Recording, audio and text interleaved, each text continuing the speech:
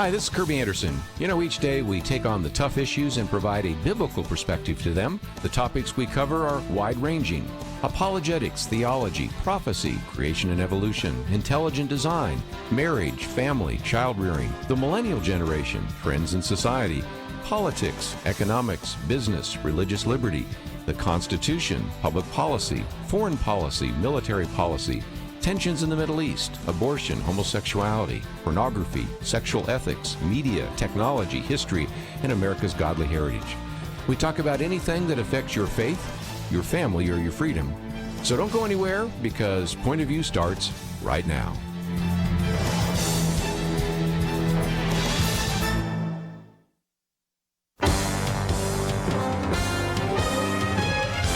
Across America, live. This is Point of View.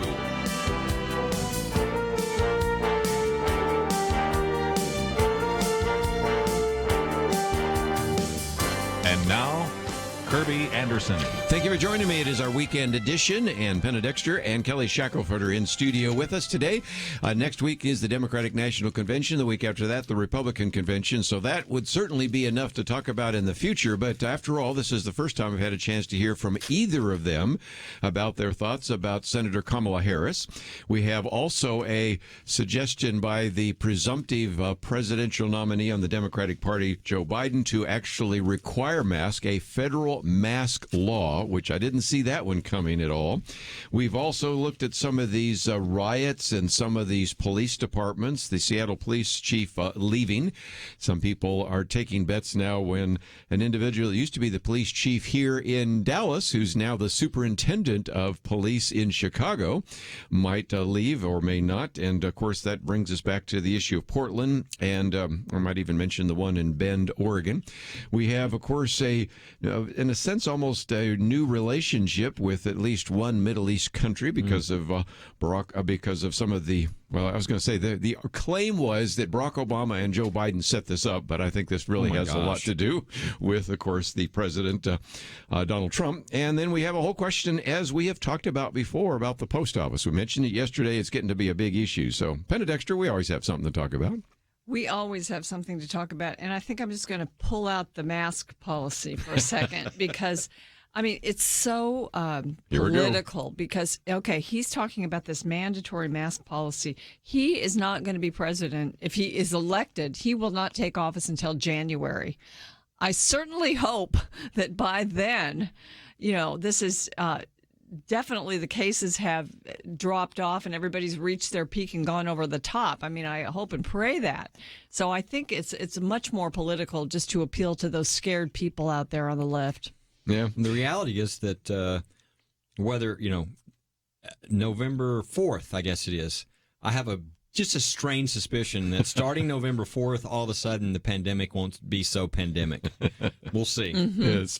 While we're talking about pandemic for just a minute, since we did kind of get into the mask, I mentioned this yesterday, and there's a new study that has come out, and it was actually done by the National Institute of Allergy and Infectious Diseases. So that, of course, is the organization that Anthony Fauci heads up. And the big question for Penna and Kelly is, why is it, because we all know individuals that got COVID-19, and they said it was like a cold, maybe not even that bad, and then others need respirators. Two reasons. Number one, Kelly mentioned a couple of weeks ago, when we now know that there are about half a dozen different strains of the virus, and some are a little bit more intense than others. But this study had something else, and that is the study actually concluded that if you've had a prior contact with any kind of coronavirus, it could be the common cold, it could be the flu, it could be SARS, it could be MERS, that creates, can I get technical for a minute, T-cell cross-reactivity. Now, T-cell is what is in your thymus, and it turns out that if you think about what actually protects you, the first line of defense, that might be, I'll use the infantry, that would be your antibodies, and that prevents you from getting the disease in the first place. But if it gets in, then I guess you could say the T cells are the cavalry, and then they come, and the T cells actually have immunity for a longer period of time. So if you have T cell immunity, that gets us back to the whole issue of herd immunity. That maybe was more technical than anybody wanted, but so it is answers... T cell more broad-based? A little bit. So if you have more T-cell immunity, it will help you against several different viruses? Probably. And their thinking is that because there's enough similarity to even the common cold or the flu, if you've already built up some of that in terms of some coronavirus, then maybe that helps you out, because this has been the puzzle since the beginning. Kelly, you look at some of these individuals. I have somebody in my Sunday school class, and he said it was just no big deal at all. I have somebody else that, matter of fact, I have one or two friends that had parents that died of it, and you just can't figure it out because neither of them seem to have the morbidities that you would expect them to have. Yeah, it's, I've never seen anything. It's just interesting. I guess we can think back, but I don't know if you guys have ever thought of anything else where, a medical or a disease or anything has been so politicized. Yes. Because the data doesn't seem to, be relevant to many people. The shutdowns, which have not been shown to actually, I think, you tell me if you got different information from what you've been looking at, Kerby, but I've seen the information to be that shutdowns, not only have they not proven to do anything positive, but they actually look like they might lead to more negative as a result of shutting down, whether it's a country, a state. If you compare the states or the countries, the places that shut down actually have worse results than people who don't. And so it's like the data doesn't matter. The schools, right? I mean, this is just nuts. I mean, the chance of dying at school age from the Chinese virus is 1 out of 1 million. Mm-hmm. The chance of dying from the flu is 5 times greater. And I have never heard a discussion about closing the schools because somebody might get the flu, and so everything we're talking about, it's just weird. It's like nobody seems to, it's like everybody's eyes get fuzzy and everybody's, I don't know, it's some sort of Stepford Wives show or something where the data doesn't matter because everybody's like a robot. And it's odd to watch. And I wish we could get back to where, and look, I'll blame people like Anthony Fauci and others for this because they came out, not as scientists, they came out and said things on one side, and then they said things on the other side. And it wasn't that the first time they said, oh, we don't know, blah, blah, blah. Oh, now we have more evidence. It was emphatic statements here, emphatic statements there.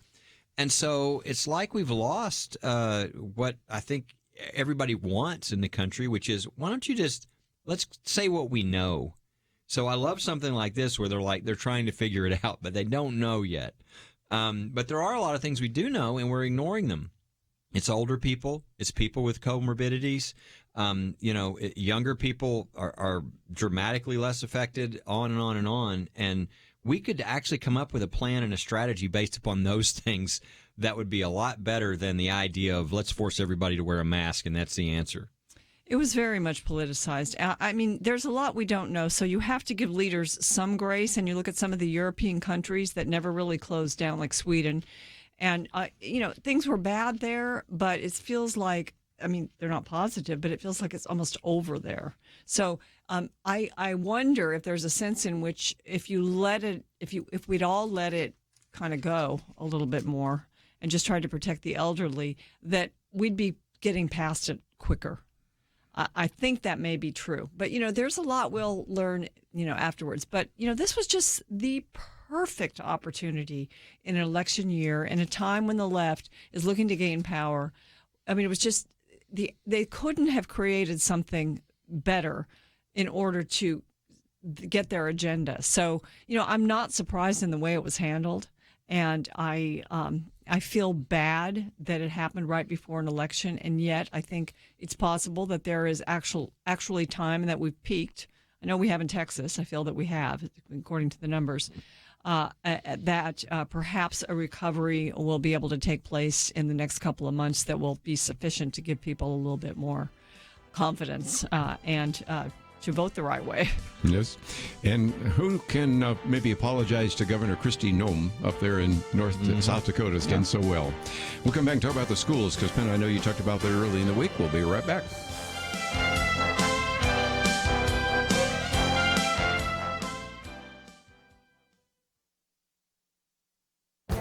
This is Viewpoints with Kerby Anderson. Broken windows and destroyed buildings in cities like Minneapolis, Seattle, and Portland provide a test of the broken windows economic theory. Dr. Merrill Matthews writes about this because some economists failed to learn the lessons from the French economist Frédéric Bastiat. I've written about this in the past, but here's a quick summary. Bastiat told the story of a shopkeeper with a broken window who must pay the glazier 6 francs. This seems like good news because it stimulates economic activity. The glazier appreciates the good fortune. The problem is the shopkeeper could have spent that 6 francs on something else, new shoes or a book for his library. The problem with the broken window economic theory is that you're taking money from Peter to pay Paul. It may stimulate some economic activity, but the net result is that Paul wins while Peter loses. Breaking windows, vandalizing buildings, and burning some buildings down will provide economic activity for builders and contractors, but someone will have to pay. Either the money will come from the city budget, which means that those funds will not be available for other city projects, or the money may come from insurance companies, which means that those of us with similar insurance policies will pay more in the future because, after all, destruction took place in these cities. Sadly, for many shopkeepers without insurance, there won't be money to rebuild. The broken windows will remain broken. Finally, there's another cost. Some of the people who lived in these cities and neighborhoods will move to safer cities and states. They won't want to live through the chaos again. Workers who were employed won't find work in the destroyed areas of the city, so they'll either go on unemployment or leave the area to find work elsewhere. These broken windows might merely signal a future broken economy. I'm Kerby Anderson, and that's my point of view. For a free copy of Kerby's booklet, A Biblical View on Anti-Semitism, go to viewpoints.info/anti-Semitism. Viewpoints.info/anti-Semitism.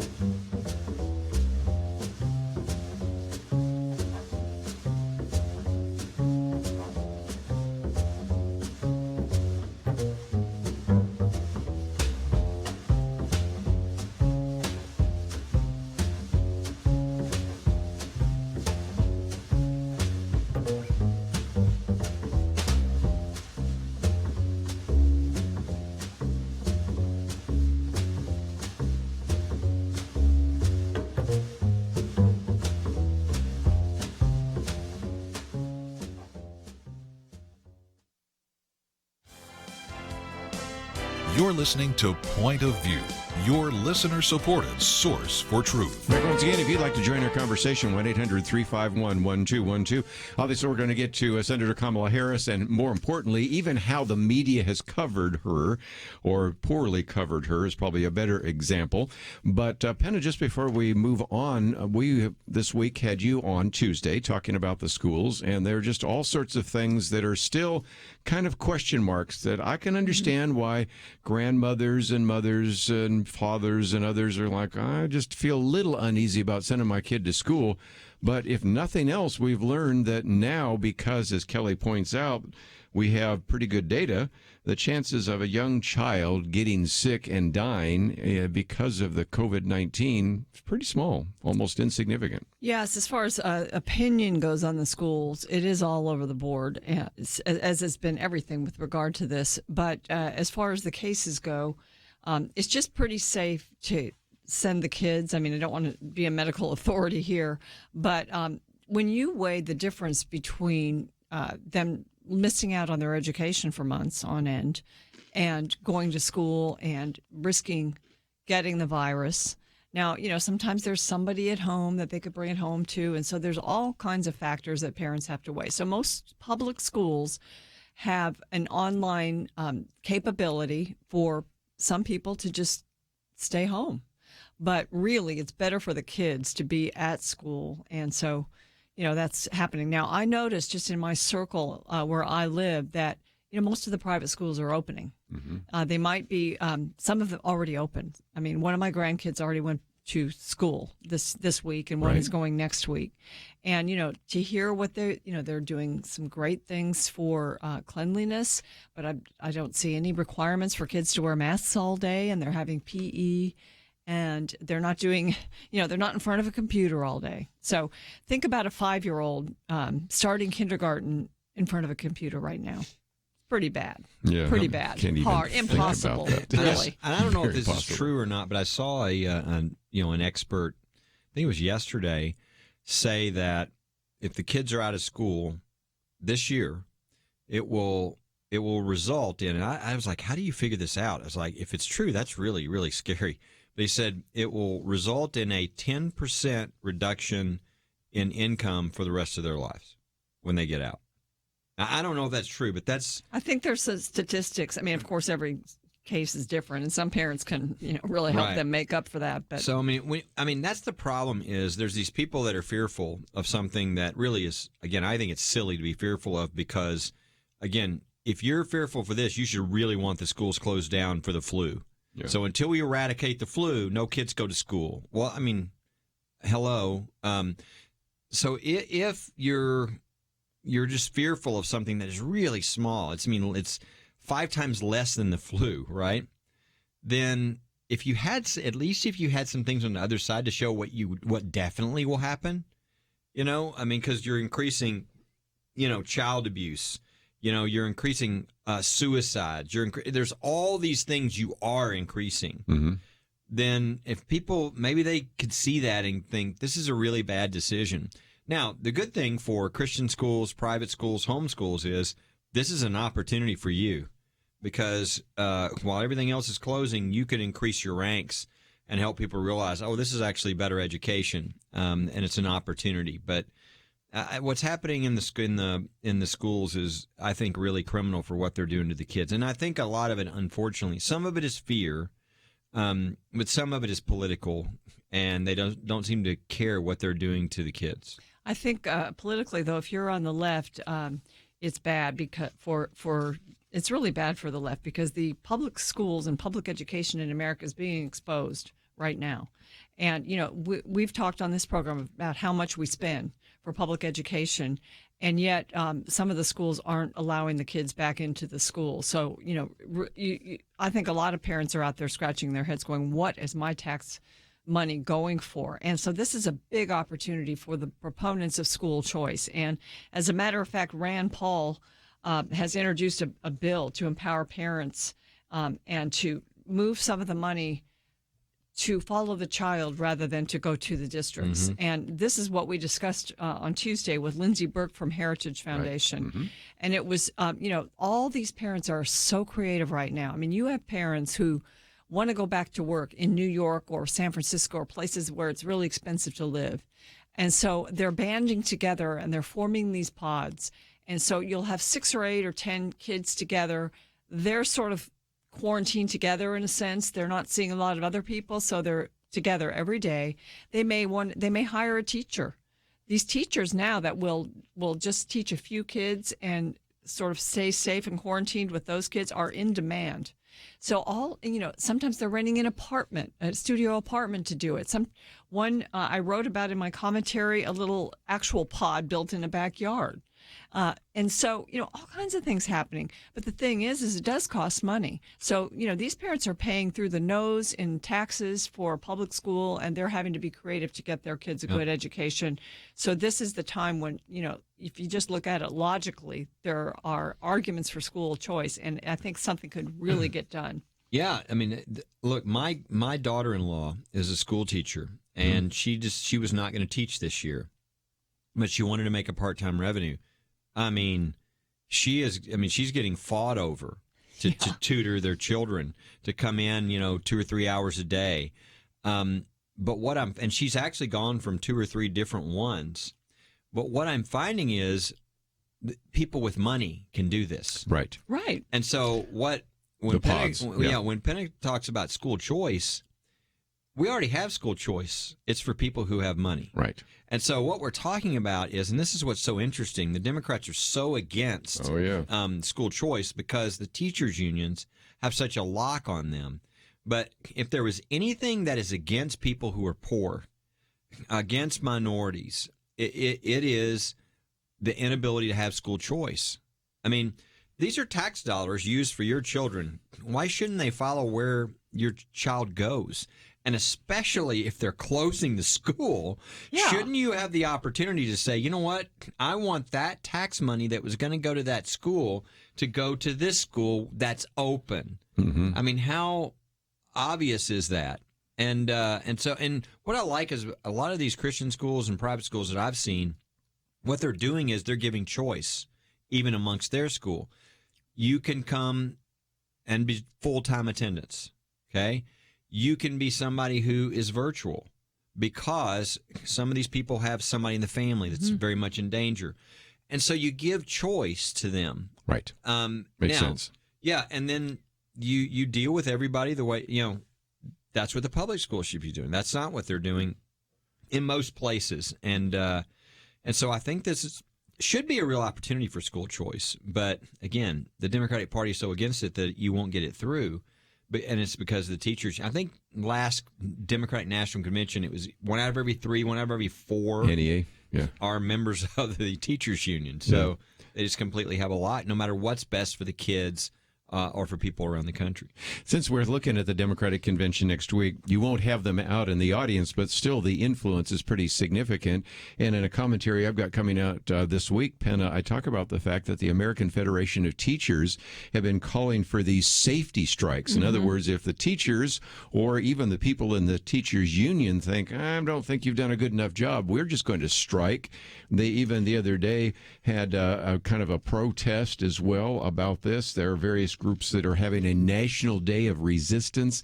That's not really a good look for the teachers right now, because if nothing else, we raised the question earlier this week, shouldn't teachers be considered essential workers, just They like should. a lot of others? It was I did post this week an article by a nurse and said, hey, listen, I went to work, you go to work.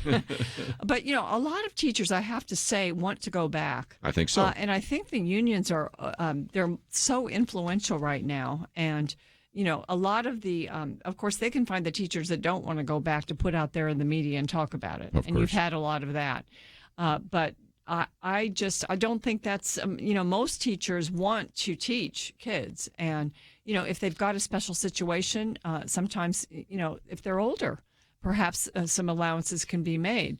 But for the most part, I saw a stat that the average age of the public school teacher in the country is 42.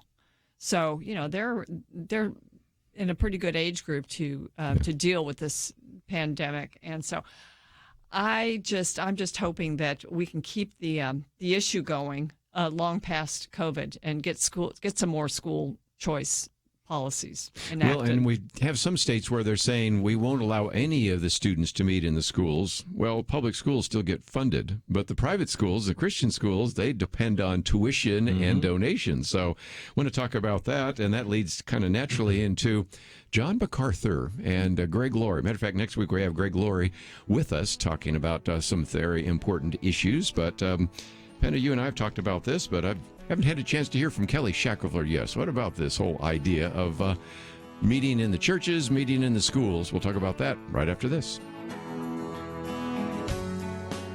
Having civil conversations about important issues seems to be harder and harder. Various media outlets tell people what they should believe, why they should be outraged, and getting people to actually think, well, it can be difficult. Whether it's the gospel, tax issues, social policy, or just about anything else, you need to have solid information and clear thinking to address the hard issues. You need God's truth applied. And that's what you get in less than 2 minutes with Point of View's Viewpoints Commentary, a daily resource to help you be informed and think through the things we need to be talking about. It is free and will arrive in your inbox each day when you visit pointofview.net/signup. Sometimes we know we should say something, but we're silent because we're not quite sure what to say. Viewpoints Commentary can help you break the silence and change the narrative. It can make you a more equipped agent for truth. Get your free subscription to the Viewpoints Commentary at pointofview.net/signup. pointofview.net/signup. Point of View will continue after this.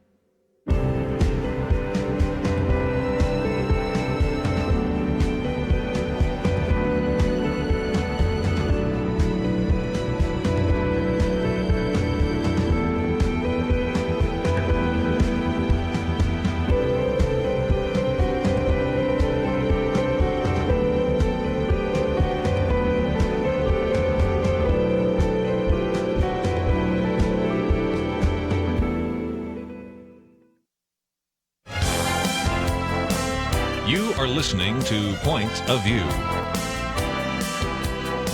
The opinions expressed on Point of View do not necessarily reflect the views of the management or staff of this station.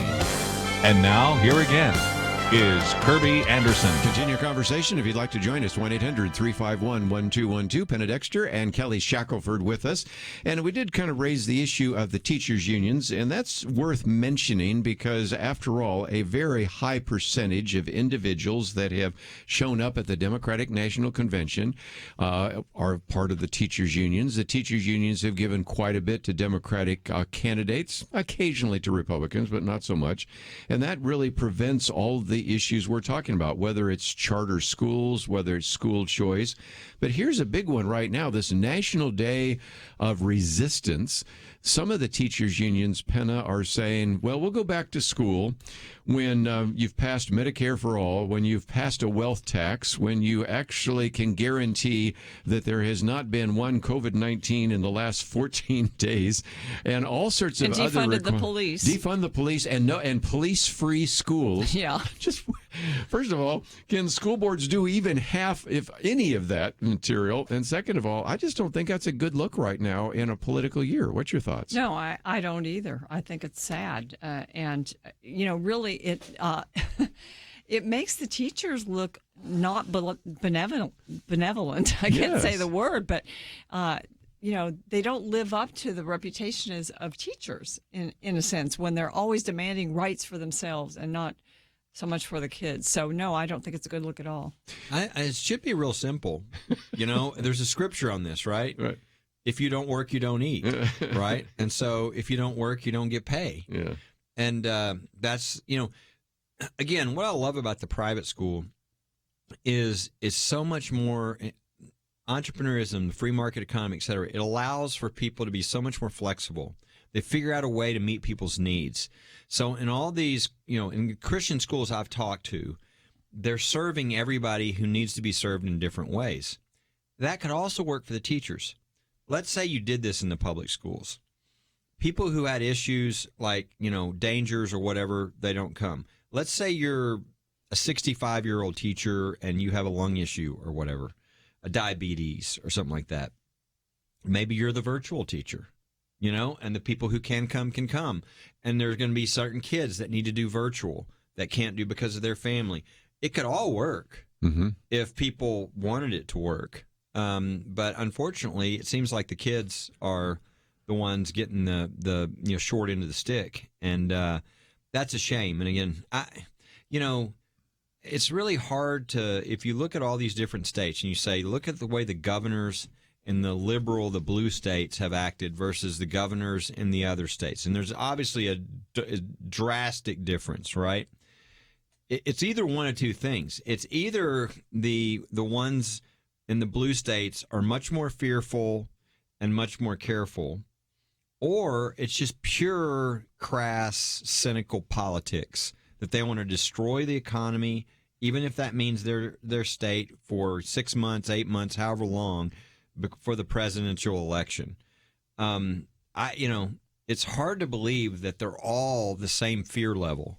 So you just start to look at it and you go, is this really? I mean, how could you be so horrible of a person that you would damage everybody in your state for political purposes? But whatever it is, there's a difference. I mean, just look at the different states, right? Yes. Look at South Dakota versus Michigan, or California, where all the churches are being shut down, but it's okay to protest and scream and spit, in public. But you can't sing if it's a worship song. The stuff you're watching going on is just so weird, and it's so different from state to state. Now, in Texas, people are... Abbott was originally seen as much more conservative, but in the past few months, he's kind of drifted towards masks and lockdowns and different things. And now there's sort of there are people shooting at Abbott for being ridiculous and taking away freedoms, and there are people from the left shooting at him for not being restrictive enough. So he's getting shot at from both sides right now. Sure is. But even the chairman of the Republican Party, Alan West, right?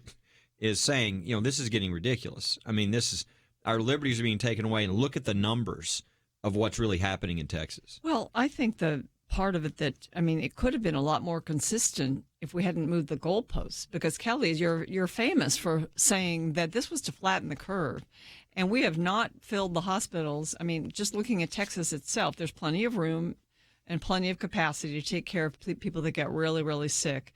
And so we haven't overwhelmed that, but the goalposts were moved now to the numbers of cases, and looking at that and the death rate has actually stayed fairly stable and is now, I think the cases have peaked so much, the death rates will begin going down. We haven't looked at it as scientifically as we did at the beginning. And I think that's Abbott was politically moved. He was politically pressured because of this moving of the goalpost. If that hadn't happened, I think that Texas would have opened up quicker. We would have had a rougher time for a while with COVID, but the economy would be moving faster.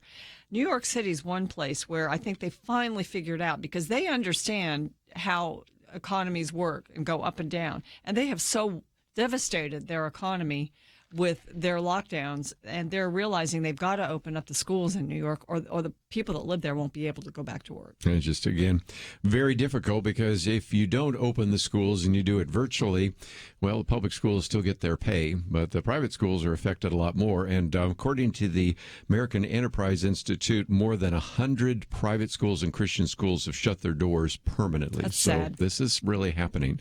But I did want to get some thoughts, especially since we have Kelly here. We're talking about schools. Let's move to churches for just a minute, because we've had an interesting discussion. Even earlier this week, Jim Dennison was on, and we talked about some of the ways to think through the whole issue of John MacArthur. And I know you used to attend his church. I've been there myself, so I have a pretty good idea what the physical plant looks like. And then Greg Laurie, who will be with us this Thursday. And in some respects, because of Governor Newsom really locking things down, it's very difficult for churches to meet. And John MacArthur said, we're going to meet anyway. Yeah, what about that? Early on there was like a coalition of about 1,000 pastors in California who went out and met, and the governor actually backed off on their draconian lockdown. This time you've got John MacArthur, who, a lot of courage displayed here. I think he had his church meeting recently, and they've just continued to meet every week. They're not wearing masks and they're not distancing, and so far, the last report I had, there weren't any cases in the church that had been reported. So this is an 81-year-old pastor. They've threatened the state has threatened to sue him. I heard that they were actually going to have to be in court, maybe even today. Really? Okay. For this weekend, that they were going to actually try to take action against them this weekend. So I do think it is probably going to ramp up. At first, I thought maybe they wouldn't, but I saw a report that I think from Jenna Ellis saying that his attorney. Yeah, that things were coming, that they had gotten a report that they were coming after them and they were going to have to be in court. Well, he's fought other battles before. So, John MacArthur was, for many years eschewed the church being involved in politics, but then he's seen the state come after the church in many ways. So I think he's seeing that it's important for the church to be the church. And I agree with that. I think the church needs to be the church right now. Yeah, I think California is a real test case. Look, people can go, if they haven't seen it, go to firstliberty.org and look under the COVID-19 and look under victories. We try to be really careful in the lawsuits you file, because it's very difficult. There was no precedent in a pandemic. And so we knew that the first cases had to be really rock solid. So we filed what we thought were wise cases. And you can see through that list, we've won 10 cases. Haven't lost any. But what happened is people started filing things that aren't used to doing constitutional cases. Right. And they started creating, especially in California, and they just lost a bunch of these. And they created a lot of precedent, which sort of builds the backbone of the government and weakens the backbone of other people. And so it's a mess out there right now with regard to what kind of freedoms you have. And so now you've got, Rob McCoy's church, that's in the middle of a battle. You've got John MacArthur's church. You got Greg Laurie, who was he did his outdoors under a huge tent. Right. But there were some statements by the local county officials that they said that was illegal. But evidently they didn't follow through on that. We've helped a ton of those churches just walk through this, and we're willing to fight. But I really think that the real answer is kind of what I don't know if it was you or Penna that just mentioned, Kerby, but I think if every church would say, we're going to be safe, but you're not shutting us down. Yeah. It's just, you can pick off one or two at a time, but if the entire church rose up, That's right. it would all be over. And so it's really somewhat of a message. But I will say this, we're in a battle right now across the country on whether the government will control our churches. Something to really pray about, and we're going to be in court fighting over that. We'll talk more about that in just a minute. I might just point out that at First Liberty, they just posted a very good article. California flashpoints, churches in the Golden State are under all-out assault. We'll be right back.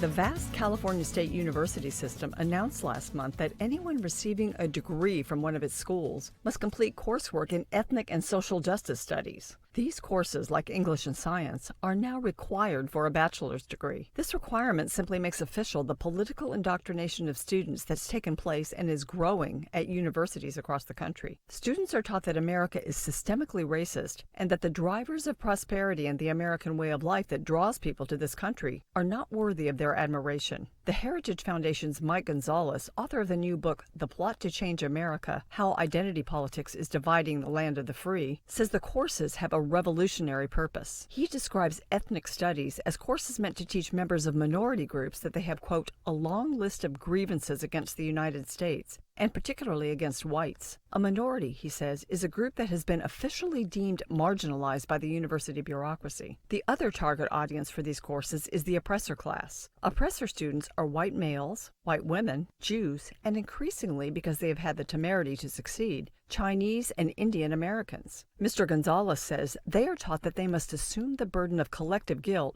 for sins in which they have taken no part. John Ellis is professor emeritus at the University of California at Santa Cruz. He's written a book titled The Breakdown of Higher Education. Far from being places where important political and social issues can be researched and debated, Professor Ellis says campuses now offer fierce, one-sided advocacy of dangerous and destructive ideas. This comes at the expense, he says, of real education and the acquisition of expertise in general skills like critical thinking, complex reasoning, and writing. He says the current violence in our streets is a result and should be a wake-up call. For Point of View, I'm Penna Dexter.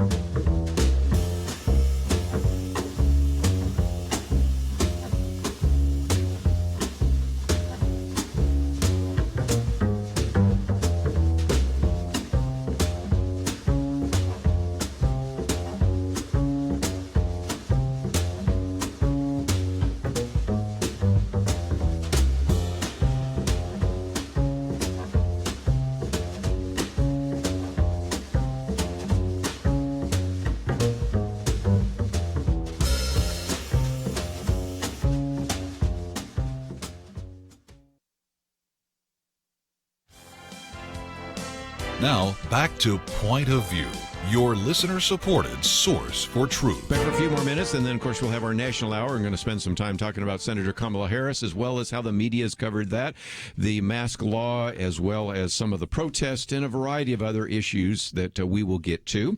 But I thought I might mention some resources that are available. First of all, Kelly mentioned you can go to firstliberty.org. Right under his picture there, you have that.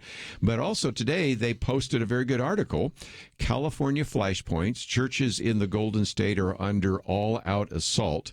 And as you so often do, Kelly, you can go down here and look at a map of California. Since Penn and I are from California, I'm going, okay, San Jose, Salinas, San Gabriel, Santa Cruz. You can start seeing where these are.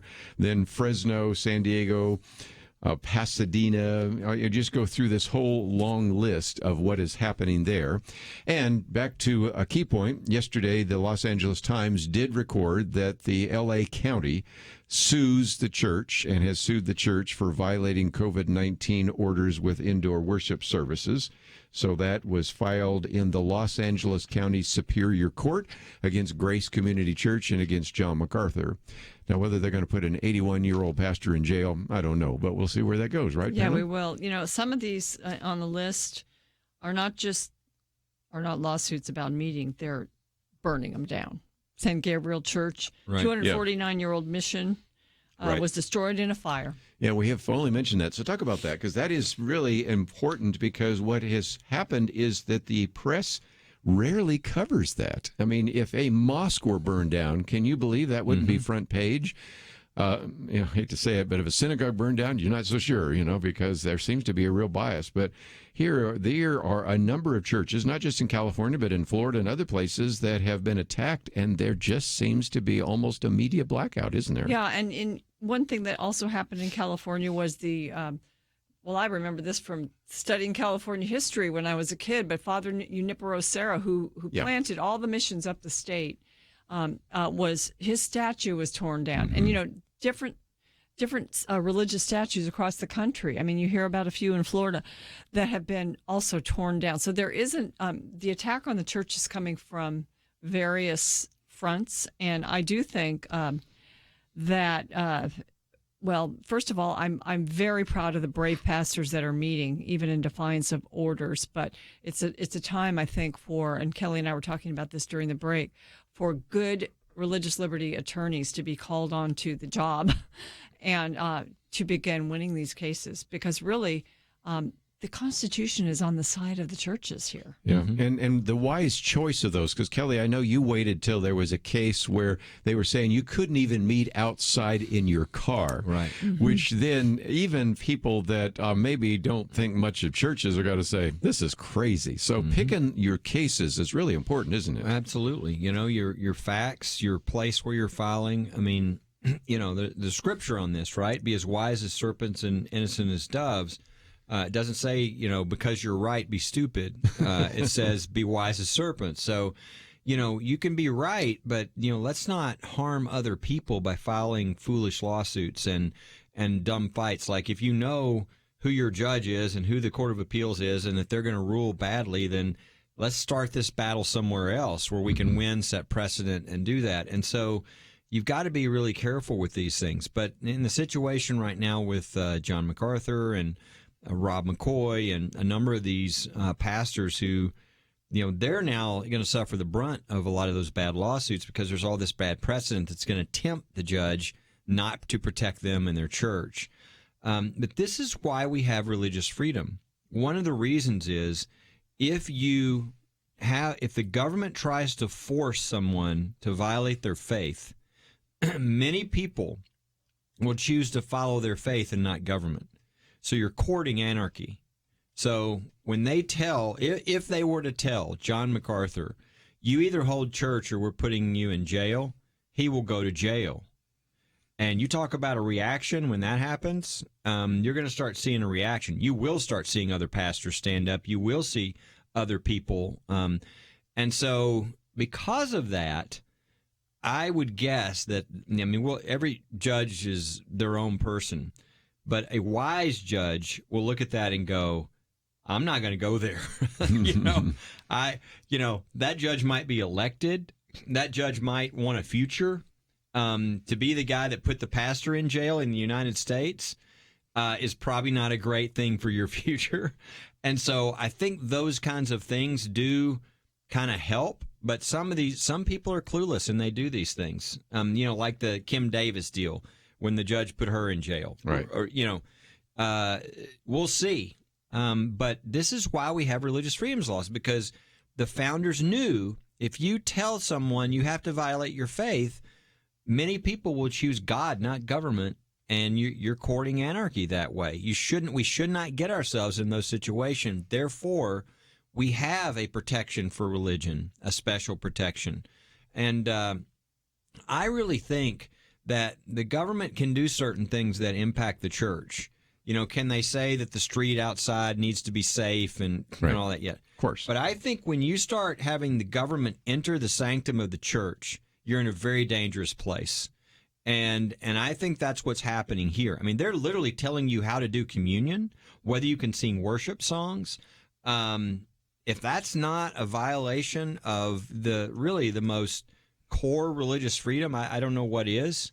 And the other thing is, and this is what's always ignored, the church is going to be safer than probably any other place you go. I mean, you look at what churches are doing on the weekend who are open. The sanitizing, the moving people pew to pew apart from one another. I mean, that's not what happens when you go to the grocery store or Home Depot or anywhere else, and you're just there an hour or so.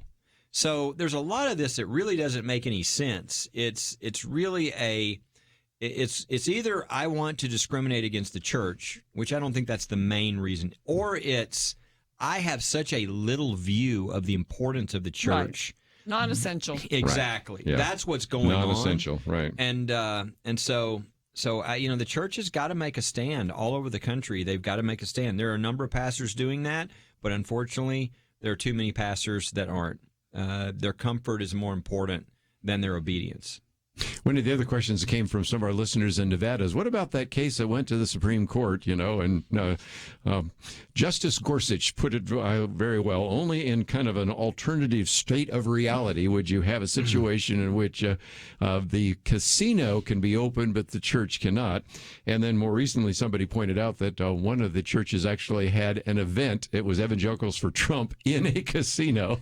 So it's just crazy. And I will tell people that if they're confused, what's happened is two different cases have tried to make it to the Supreme Court on an emergency motion. It's not a merits case. A normal case goes there. They spend months with massive briefs being filed, responses, amicus briefs coming in, oral argument, discussion. They have time to develop, to think, to write. They really are against these emergency motions. Right. So I don't want people to think that the Supreme Court has ruled on this. They really haven't ruled on this. And that's why they need everybody. I encourage you to pray, because that's what we're doing. We're praying for for us to get the right case to the Supreme Court, because once we do, we can clean all of this up. What we don't want at the end of the pandemic is the law to be, if a government official declares an emergency, you lose your religious freedom, because you don't have religious freedom if that's what the law is. So we've got to get past this in a way that restores constitutional freedom for the church, especially around the country. But it is fascinating in the midst of what all is going on that the core to everybody's freedom, to the businesses, to everybody else, is the church. That's just fascinating. We said that. Didn't we say that at the beginning of this whole pandemic? It certainly. Let's take a break, and when we come back, I want to get the comments around the round table about Senator Kamala Harris. Is she really a pragmatic moderate, and has the press done a good job of really educating us? We'll try to educate you right after these important messages. Sometimes I think about seeds. You ever stop to consider that some seeds become entire trees, and some trees grow up and produce fruit? Other seeds become flowers or vines that bring us vegetables or berries. And some trees don't have fruit, but they're just pretty, especially in some parts of the country when it comes to the fall colors. Yes, sometimes my mind goes off like that. And I also think about such things when it comes to the seeds that so many have planted in the quest to impact our nation through Point of View Radio. You may think that your gift is a small thing, but like a seed, it can grow to have an impact beyond your imagination. If you want to see beauty again in America, consider planting a seed today and making a difference by joining the Point of View Truth Team. Get the details today, right now, by visiting pointofview.net/team or call us at 1-800-347-5151. Plant a seed for a great future. Cultivate truth. Pointofview.net/team and 800-347-5151. Point of View will continue after this.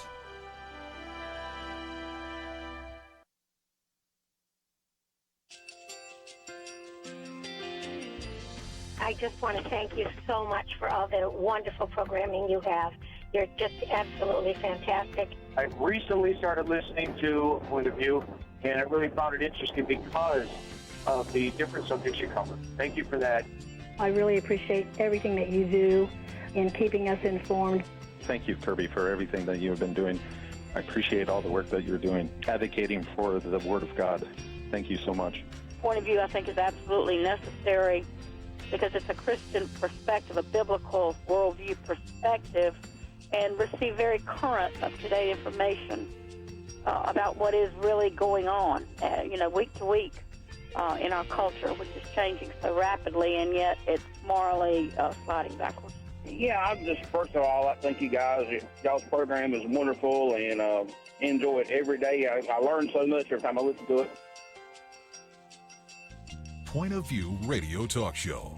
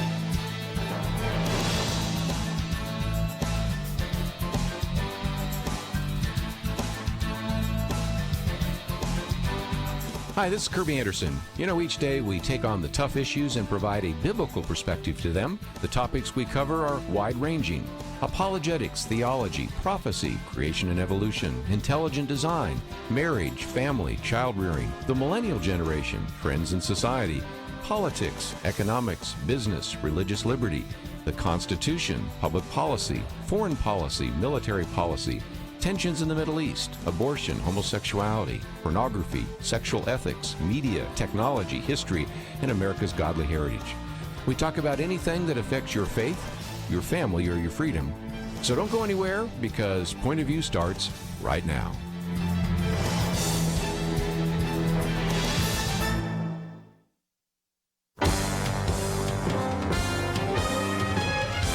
Across America, live. This is Point of View.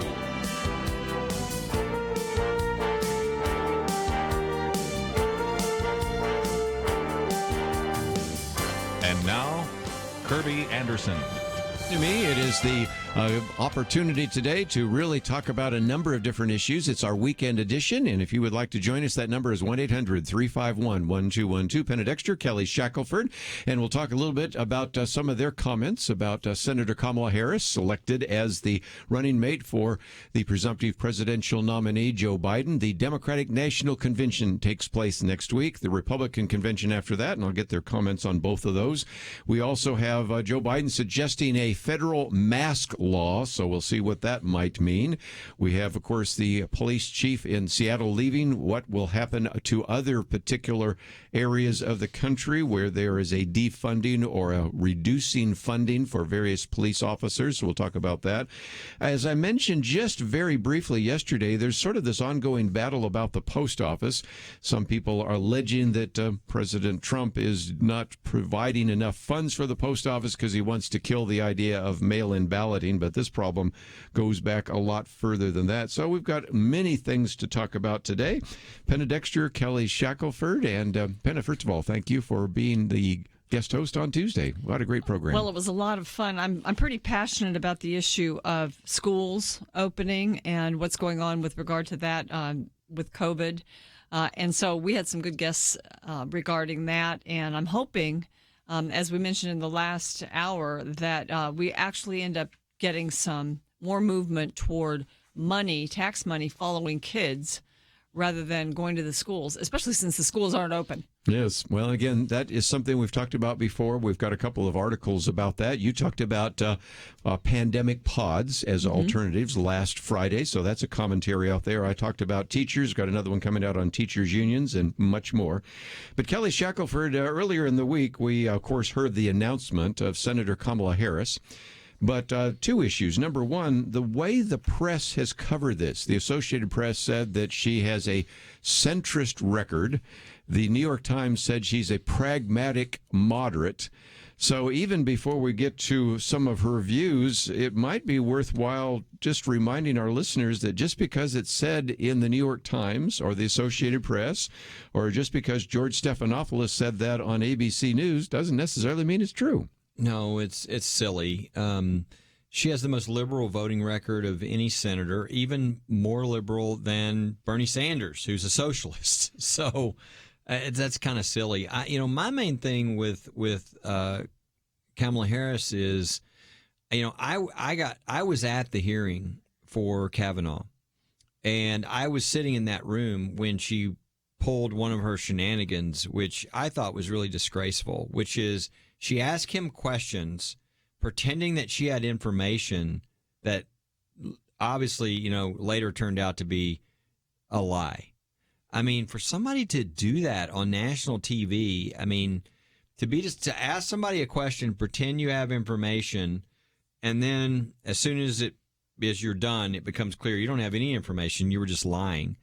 That's what I just think she's just, I respect somebody who's like a Bernie Sanders. He believes in what he believes, and he'll tell you.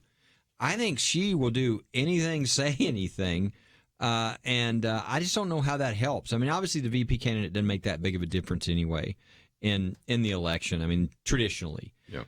In this case, you would think it does, because I think most people don't think Biden's going to last very long if he is elected.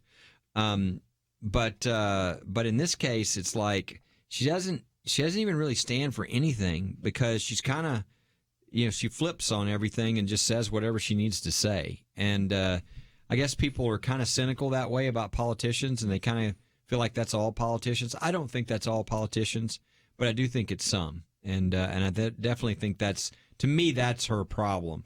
As far as all the other stuff, she's not a centrist. It's obvious she's not a centrist. She's now, if she was a centrist, the base would be furious with her choice, which now she's got some things that are problematic. For instance, for Black Americans, I know we're not happy with what she did as Attorney General. The way she, instead, the opposite of kind of what Trump did with criminal justice reform, she was like, throw them in jail and throw away the key on stuff that was really not the type of things you should be in jail for. So she really did not get a popularity there. And in the Democratic primary, she got up to like 1.5%. So it's like as people began to know her, they didn't like her. I think because people know genuineness, and I just don't think, she fits that bill. And so it's not ironic that she called Biden a racist, and now she's his, because it's like none of these things seem to matter. You just say whatever and do whatever, and nobody believes anybody. And I just think Americans are tired of that kind of thing. So I don't see her helping in any way, despite some of the attempts in the media. One example of her sort of moving back and forth and blowing with the wind, that question that was asked during the primaries about would you provide health care for illegals? Mm-hmm. And then or would you abolish health insurance companies? And she had two different positions twice during the campaign. And then she was out of it before there was even a primary. Right. So she was gone.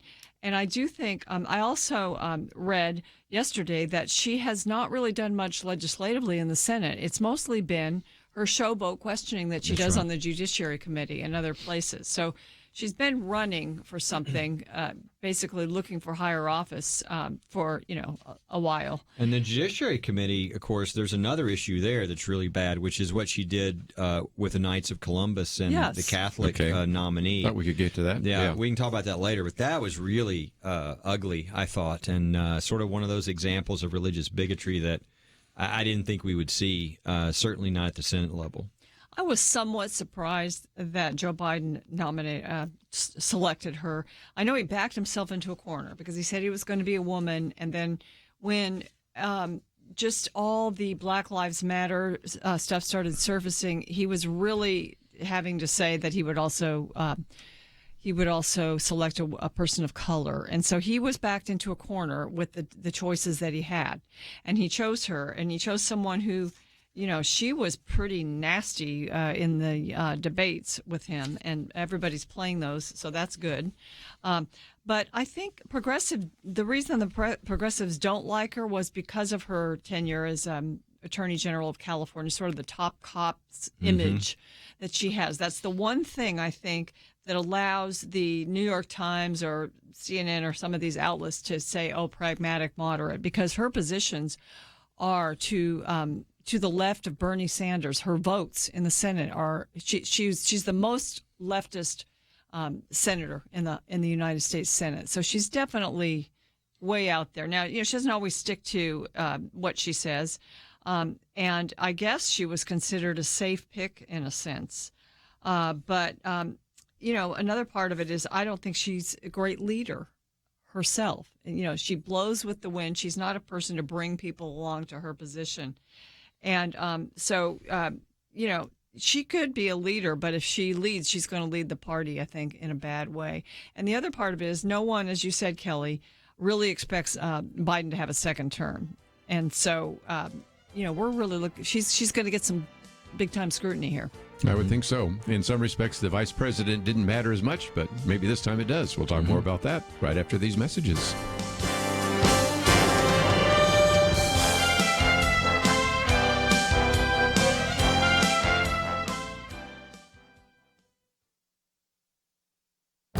This is Viewpoints with Kerby Anderson.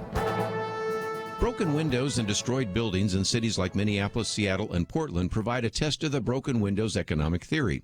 Dr. Merrill Matthews writes about this because some economists failed to learn the lessons from the French economist Frédéric Bastiat. I've written about this in the past, but here's a quick summary. Bastiat told the story of a shopkeeper with a broken window who must pay the glazier 6 francs. This seems like good news because it stimulates economic activity. The glazier appreciates the good fortune. The problem is the shopkeeper could have spent that 6 francs on something else, new shoes or a book for his library. The problem with the broken window economic theory is that you're taking money from Peter to pay Paul. It may stimulate some economic activity, but the net result is that Paul wins while Peter loses. Breaking windows, vandalizing buildings, and burning some buildings down will provide economic activity for builders and contractors, but someone will have to pay. Either the money will come from the city budget, which means that those funds will not be available for other city projects, or the money may come from insurance companies, which means that those of us with similar insurance policies will pay more in the future because, after all, destruction took place in these cities.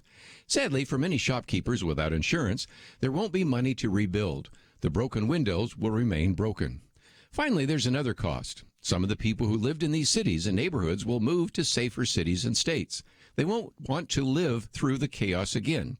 Workers who were employed won't find work in the destroyed areas of the city, so they'll either go on unemployment or leave the area to find work elsewhere. These broken windows might merely signal a future broken economy. I'm Kerby Anderson, and that's my point of view. For a free copy of Kerby's booklet, A Biblical View on Anti-Semitism, go to viewpoints.info/anti-Semitism. Viewpoints.info/anti-Semitism.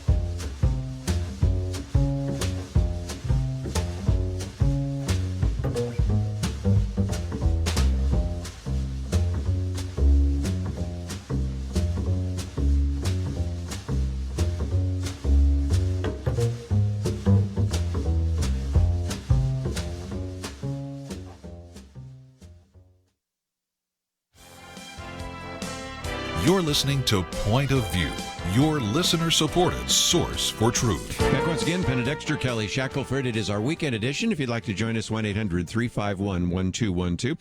Kelly's going to talk about something that just came down from the Ninth Circuit Court. But to set that up, let me just mention, Penna, that we've had kind of a point-counterpoint in one of the debates between Joe Biden and Senator Kamala Harris. The former vice president made a point about the fact that she wanted to say that when she was elected president, she would sign an executive order which would ban AR-15s, things like that, and high-capacity magazines, and even supported, when she was a district attorney, all sorts of other kinds of limitations on the Second Amendment. And it was interesting because during that debate, I've got the actual quote here, the former vice president, Joe Biden, said, well, wait a minute, let's be constitutional. We've got a constitution. She just cuts him off right then, doesn't even care about that. And so this whole issue of the Second Amendment, as well as a mandatory buyback, are some really key points that she has been making. And in light gun of registry also. Go ahead. Well, she to make an executive order for those things, number one, she would be immediately challenged. And I mean, that's something that the Congress should decide, I think, if you're going to do that. And they would never decide to do that. So I think she's dangerous in that sense. She supports so many she has voiced her support for so many far left policies like the Green New Deal, banning fracking. I've seen quotes of her of all these things in the last 3 days. Medicare for all. She's kind of gone back and forth on that. And a guaranteed income. She's even supported that provision, and a full repeal of the 2017 tax cuts. DACA, healthcare for illegals, as we said, and packing of the courts are some of her positions. And then of course, she also, in a Judiciary Committee hearing, basically argued that someone's Christian faith was enough to block them with regard to this one nominee being a member of the Knights of Columbus. So basically, if you're Catholic, then you shouldn't be allowed to be a federal judge. Right. Is what she was saying in that. It was really shocking. The breaking news is that, let's see, the NRA just scored a huge win in California. In fact, it was the Ninth Circuit, which is known as the most liberal in the country out of San Francisco. But this decision was led by a Trump appointee judge. So it shows how the Ninth Circuit is changing as President Trump is appointing judges. But the ruling was that bans on magazines of more than 10 rounds is unconstitutional. And so this is a very high level. This is the Federal Court of Appeals. And so it's just overturned any attempt under the Second Amendment to ban magazines that had more than 10 rounds in them. And so this will be one of those things that will set a precedent and really affect a lot of the attempts to do the very types of things that she's talking about here, around the country. So you can have a magazine more than 10 rounds. Pretty amazing. Yeah, well, you can't stop it if somebody wants to. If somebody wanted. But, I was at a gun range just a couple of years ago, and this one guy comes up, and he was just looking at this magazine that somebody had had. It was actually a shotgun of all things. And he says, we just never see those in California. I just can't believe now that I've moved from California to Texas, I actually can hold one in my hand. I mean, that just shows you the kind of limitation that, again, this individual who could be the next vice president and Joe Biden, who could be the next president, would want to implement in terms of some of these kinds of regulations. And that came out of the Ninth Circuit Court. Yeah.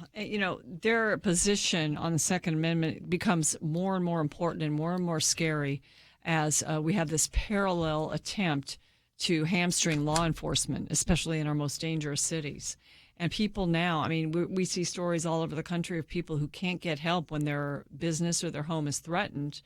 So if you, then are also prohibited from having ways of protecting yourself and your family, I think that sets up, some real civil division in the country. And again, one of the things I've been hearing is that there are a record number of background checks, which is what you have to go through to purchase a gun.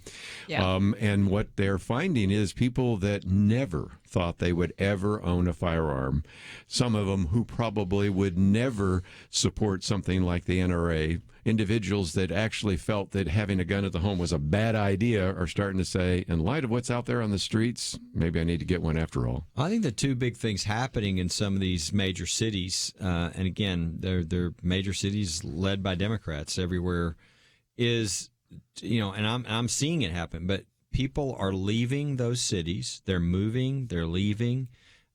Because it's not safe, because of these new police policies where they're hamstringing the police and not allowing, and cutting their funding. And the other is people are getting weapons because they've got to be able to defend themselves. If the police aren't going to be there, they've got to do something. So that's what's happened in the DCs, the New York, the Chicagos, the Atlantas, all these people. I can't tell you how many stories or things I've seen of people moving out. Yes. Which is really sad in some ways, but it's also the free market economy working. New York, the way they've handled this thing, their leadership, they deserve to take the massive financial hit they're about to take because, they've stripped people's liberties. They engaged in religious discrimination. They even lost in court on that. And they've really run people out of their city who wanted to have a business. And then they went after their own police. And now they're like going, oh, everybody's leaving. Well, of course they're all leaving, and so hopefully... The governor wants all the rich people to come back. Did you see that the other day? Yeah. You were saying, I'm not going to beg, but I really want you to come back. I'll even cook you dinner. So hopefully what's going to happen now is the people of New York are going to say, you know what? We got to get some different leaders. Yeah. And they can start to reform. But, why would you, if you had money and had choice, why would you stay there? Why would you stay in any of these places? I know a number of individuals who do have money, and whether their home was in Dallas or Chicago or New York or whatever, they are selling it. They are moving. And if you can live anywhere, you can live somewhere else. And people can do business from almost anywhere unless they have a shop. And those are the people you feel really sorry for. And again, those people, if they're going to stay, if that's their shop, if that's their business, if that's their whatever, they've got to have a weapon, or else they've got no defense against what's happening. Yeah. New Sad. York is probably one of the most stark, sad stories because New York was so dangerous, and then the city was just renewed and revitalized and became one of the safest big cities, even though it was the biggest one in the country. And people, wanted to be there to live and work. And of course, the online ability to work, people have realized during COVID that they can actually work online. They don't have to live in the city. And they might have liked to stay there because it was really fun to live in New York and to have all the restaurants and shopping. And it's just all gone so quickly. And then without the protection, I think anybody with a family is going to be out of there. One of the things you mentioned is some people can't move. A year ago, I wrote a piece because it was on Stephen Harper, who used to be the Prime Minister of Canada, and he did a PragerU video on somewheres and anywheres. And what he said is one of the reasons why he was convinced that Donald Trump would succeed is that people that can lead anywhere, various fund managers and people that are working in high tech, they can live anywhere they want. But the somewheres that are actually owning a business or they're working in a steel mill, they can't. And they were the people being left behind. And so in some respects, that was the argument that Stephen Harper made as to why Donald Trump won, because the people that were stuck in a place like New York or Pittsburgh, Pennsylvania, Tupelo, Mississippi, wherever it might be, they find themselves saying, if I don't like who the mayor is, I don't like who the governor is, I really can't go because I'm kind of stuck. And that's really an important issue to remember even in this campaign. Absolutely. And we're seeing it played out. It's, one of the things I was really glad about is there was a big attempt to get another bill through, another, China virus bill. And it didn't go through. And the one thing that I'm really glad about that is because one of the sticking points was that the Democrats wanted billions, all this, I don't know, maybe it was $1 trillion, but it was a lot of money. They wanted it to go to these cities. And, so the people that had their police stand down as things were destroyed now want the rest of us to pay for it. And you know what? And it was also because a lot of these places are so horribly managed that they already were in debt. It was a pre-COVID problem, that they wanted solved. So this was just a money sop that would have, gone to all these cities that were not managing their finances well. So good. I mean, like they're not taxing the people of New York enough, or Chicago. They got to have federal money. I mean, no, thank you. So I'm really glad that they didn't, throw money at something bad. We've got a couple of good phone calls that relate to some of the things we've already mentioned. We have a lot more to cover, but we'll take those calls right after these important messages.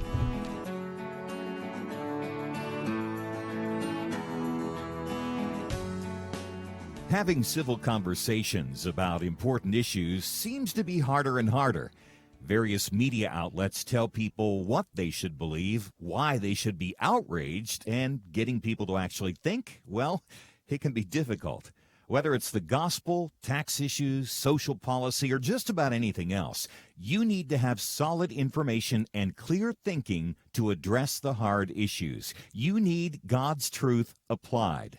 And that's what you get in less than 2 minutes with Point of View's Viewpoints Commentary, a daily resource to help you be informed and think through the things we need to be talking about. It is free and will arrive in your inbox each day when you visit pointofview.net/signup.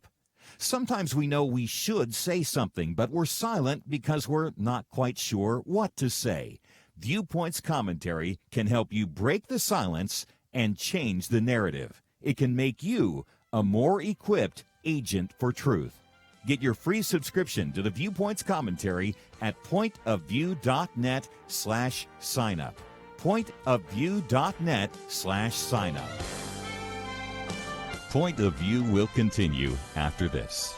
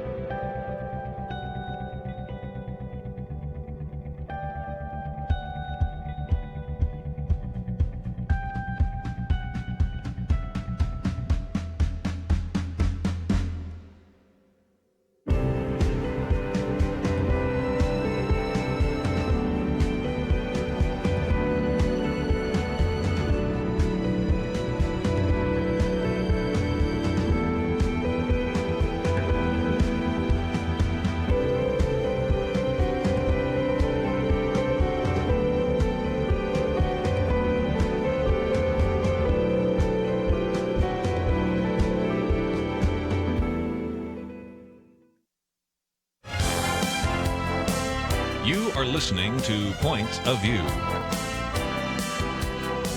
The opinions expressed on Point of View do not necessarily reflect the views of the management or staff of this station. And now, here again is Kerby Anderson. If you'd like to join the conversation, 1-800-351-1212. Penna Dexter, Kelly Shackelford, and got a number of calls, so I want to take those first before we get into some other aspects of Senator Kamala Harris. And so we'll head out to Arizona first, KNLB. James, and I might just mention, if you're just joining us, the Ninth Circuit Court has removed, or will be removing, the ban on magazines and guns, and we'll talk more about that in just a minute. But James, I think you want to pick up on that point. What would you like to share with us? Yes, I do. How you doing, brother? Bye, sister. So what we have here, what I am seeing, and it's just my opinion, it's not laws, because we already have laws from us. We have a destruction of our godly moral fiber in our country.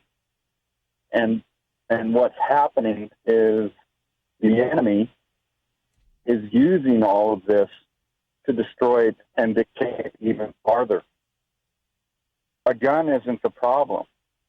It's like I have a 350 Chevy motor in my garage, and if you're in there at midnight, it's going to start up and fly around and kill you. No, it's the same with a gun. It's the motive. We already have enough laws about guns. We should enforce the ones we have. And speaking of laws, I believe there's still a law from the mid-'50s that says you can own a firearm with enough ammo to protect you and yours. Whatever happened to those old laws? That's exactly what this opinion said. It said you have a right to have enough ammunition to protect you and your family. Which one of the things I love about again, for those who hadn't followed this very much, I mean, judges. Because when I say what I'm going to say, you're going to go, well, of course. But judges, Trump is appointing judges. He made a promise when he was running for office. Now, usually people running for office don't talk about judges very much. You know, they might say, I'm going to appoint somebody like a Scalia or like a Ginsburg or, left or right. But he did something different. He said, I'm going to appoint people with a judicial philosophy of originalism. And like the Federal Society and Heritage Foundation and these groups promote. Which is an approach that judges originalism is they look to the original meaning at the time the statute was passed or the Constitution was passed. What did it mean? Now you would think, well, of course they do. No, believe it or not, that's not what judges have been doing. They've been doing a living Constitution, which means you kind of make it relevant for today. Let's just put. It's just like pastors do the same thing with the Bible, right? Let's read a little into this or whatever. And so what's fascinating is, as this Trump judge wrote the opinion, he's going back to what was the original meaning of the Second Amendment. Did it have to do with maybe protecting you and your family? And so that's what's in the opinion. So the caller is pointing out exactly what. And we're seeing the same thing on the religious liberty opinions, right? They're going back to what the founders meant and the principles that they laid there. And so it's bringing us, these judges are bringing us back to the founding principles that protect us all. And so that's one of the neat things about the judges is people don't think about that, but it is sort of taking us back to those roots of freedom that America believes in. Just in case you want to know, his name is Kenneth Lee. He wrote the majority opinion. He is a Donald Trump appointee, 66-page order, and basically says that the Proposition 63, which was enacted to ban high-capacity gun magazines, violates the Second Amendment. And that comes out of the Ninth Circuit Court. And you wouldn't have predicted that 5 or 10 years ago, would you? Nope. Very different court. For those who don't know, it's when Trump came in, it was 19 liberals and 10 conservatives. And now it's 16-13. So literally 2-seat flip, and California would be controlled by a conservative federal court of appeals. Amazing. Our caller, James, said we have we're seeing the destruction of the godly moral fiber. And I think things like this, when you have originalist judges that go back to the beginning, the reason for our religious liberty laws, the reason for our Second Amendment, I mean, really, that's the only way that we will maintain a godly moral fiber, or maybe perhaps increase the situation where religion is important to more Americans. So is to stick with the Constitution, to have judges. That's why it's so important. I think that's why Christians especially supported Donald Trump even when they were a little nervous about parts of his past and personality, and they have been rewarded. The judges was a big, I mean, it was, for evangelicals, the polling showed 80.1% voted for Trump, which was the largest margin ever as far as evangelical vote. Even the majority of Catholics, I think it was like 54, 55 voted for Trump. But the fascinating thing was why. And the number one reason in the polling was the Supreme Court and the judges. And so that's been a really big issue. And it's one of those things that, again, a lot of people, don't like how Trump is, don't like the New York style, the brash style, the rude, all the things, blunt, all that. I will say this: there was a lot of the sexual transgression stuff before the campaign. None of that has happened when he's been president. But a lot of people didn't like him. But they looked at the courts and they saw that it impacted so many of the freedoms and issues they care about: religious freedom, the sanctity of life, the Second Amendment. You go on and on and on. And whatever you think of Trump, he's definitely followed through on the judges' part. I think people know that. That's why on the liberal side, you got Kamala Harris here, who said that she wants to pack the court. If you pack the court, you destroy the court, by the way. I mean, if you ever come in and if you say, when we come into power, we're going to get rid of the filibuster and what we're going to do is add justices until we get our way, then the next guy or gal who comes in is going to do the same thing. The court is no longer a court. It is now just a political body. So it's what you're really saying is, I'm going to destroy the Supreme Court. But the reason she says that is because she doesn't like what Trump has been doing with the judges. So whatever side you're on, it's clear that President Trump has followed through on the judges' part. And this is one example of that. I mean, the Ninth Circuit just ruled that laws against magazines of more than 10 violates the Second Amendment. The Ninth Circuit out of San Francisco, I repeat. Yes. So you wonder if Trump's had an impact out there. I think that's an example of that kind of an impact. Let's take one more phone call just before we get to a break. We have a lot more to cover, but I wanted to hear from Larry in Georgia, listening on WAGP. Larry, what would you like to add to our conversation? Thank you very much, Kirby. I was listening to a lot of the back and forth about the people who wanted to defund the police department, or actually just get rid of the police department, sounds like, and disarm them. And why don't they lead by example? Why aren't they getting rid of their personal protection? Right. And they surely to God can't say that they fear for their own life, but they don't fear for the people they represent. That would be a terrible thing to say. Yeah, well, they're going to get social workers to come in and do the job. One of the articles I posted here was, again, just a tragic story of really an outstanding chief of police, Carmen Best, who is the chief of police in Seattle, who left.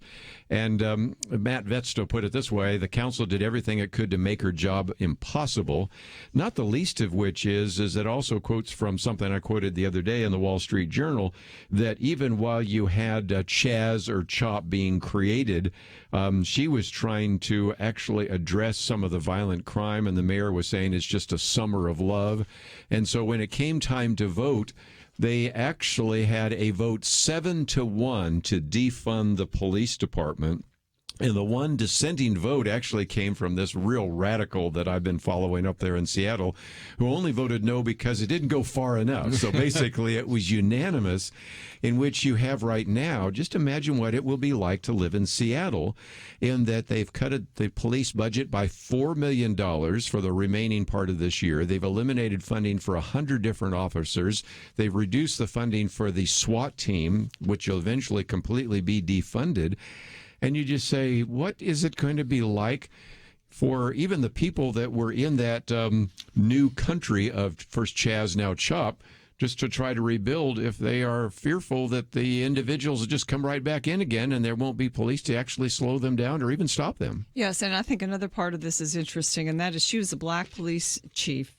And so, Black Lives Matter supporting people have actually ousted a black police chief. She just asked for, they stopped or began to limit the use of things like pepper spray and tear gas for controlling crowds. Mm-hmm. And she was limited from doing that. And then with this cut in the budget, they had the audacity to cut her salary. By I forget how much, $100,000, I think. And, She said goodbye. She probably would have left anyway. Yeah, here's one more. In Oregon, you've already had the federal troops leave. Now the Oregon State Police have pulled out as well because they just simply said you won't even prosecute the criminal behavior there. So some of these cities are going to start looking like something out of Apocalypse Now. Sad. Mm-hmm.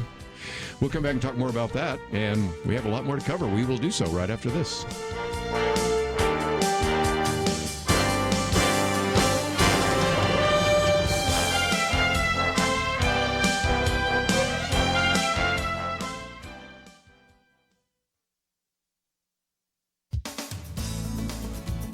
The vast California State University system announced last month that anyone receiving a degree from one of its schools must complete coursework in ethnic and social justice studies. These courses, like English and science, are now required for a bachelor's degree. This requirement simply makes official the political indoctrination of students that's taken place and is growing at universities across the country. Students are taught that America is systemically racist and that the drivers of prosperity and the American way of life that draws people to this country are not worthy of their admiration. The Heritage Foundation's Mike Gonzalez, author of the new book, The Plot to Change America, How Identity Politics is Dividing the Land of the Free, says the courses have a revolutionary purpose. He describes ethnic studies as courses meant to teach members of minority groups that they have, quote, a long list of grievances against the United States, and particularly against whites. A minority, he says, is a group that has been officially deemed marginalized by the university bureaucracy. The other target audience for these courses is the oppressor class. Oppressor students are white males, white women, Jews, and increasingly, because they have had the temerity to succeed, Chinese and Indian Americans. Mr. Gonzalez says they are taught that they must assume the burden of collective guilt for sins in which they have taken no part. John Ellis is professor emeritus at the University of California at Santa Cruz. He's written a book titled The Breakdown of Higher Education. Far from being places where important political and social issues can be researched and debated, Professor Ellis says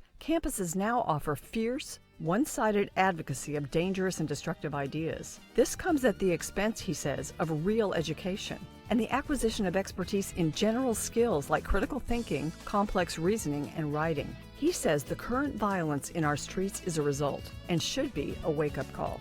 For Point of View, I'm Penna Dexter.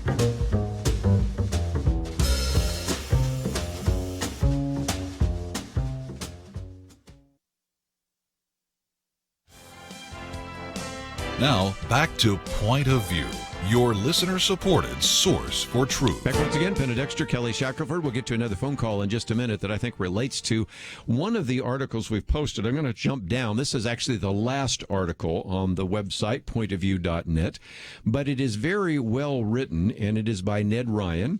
And I know, Kelly, you've heard him speak on this, so I'll get to you in just a minute. But Penna, one of the things I thought was very good is it's called The Misdirected Rage of Young Rioters, in which he points out, and I think accurately so, that there are a lot of people that are frustrated and angry. And if you've grown up where everybody's a winner, everybody gets a participation trophy, and then all of a sudden you hit the world where you have a degree that doesn't seem like it's helping you advance, and you are concerned about your staggering student loan debt, and you're living in your parents' home, and you're getting really angry about what's happened, they're taking the anger out on the free enterprise system, on capitalism, when they should be taking it out on maybe a worthless degree that they got from the university, or maybe the wrong kind of ideas being presented to them when they were in grade school, high school, and college.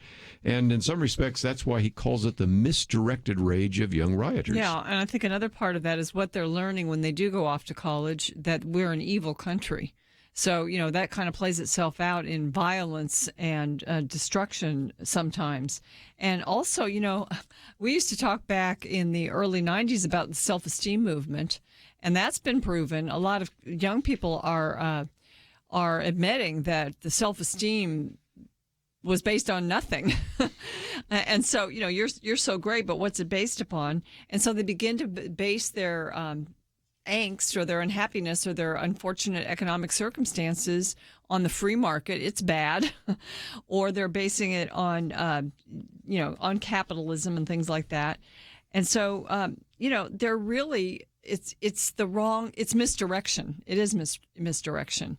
And so, we're getting a great lesson here, I think, in just what works and what doesn't. Yeah, we had, at First Liberty, we had an event here about a week or so ago, and Charlie Kirk was our guest at the event, and I interviewed him as part of our event. And he talked about a little of this, because he talked about he's going on to all these, Turning Point USA. He was going on to a lot of the college campuses, and he sort of walks into the midst of all this Marxism and begins to speak about American values. And of course, it's just crazy, dangerous, everything else. I'm sure. But they've got chapters now all over the country and high schools and all this. But he said, look, you got to understand. He looked at the crowd. Most people there are anywhere from 55 to 75, and he said, when you got out of college, it was different from you than it is now.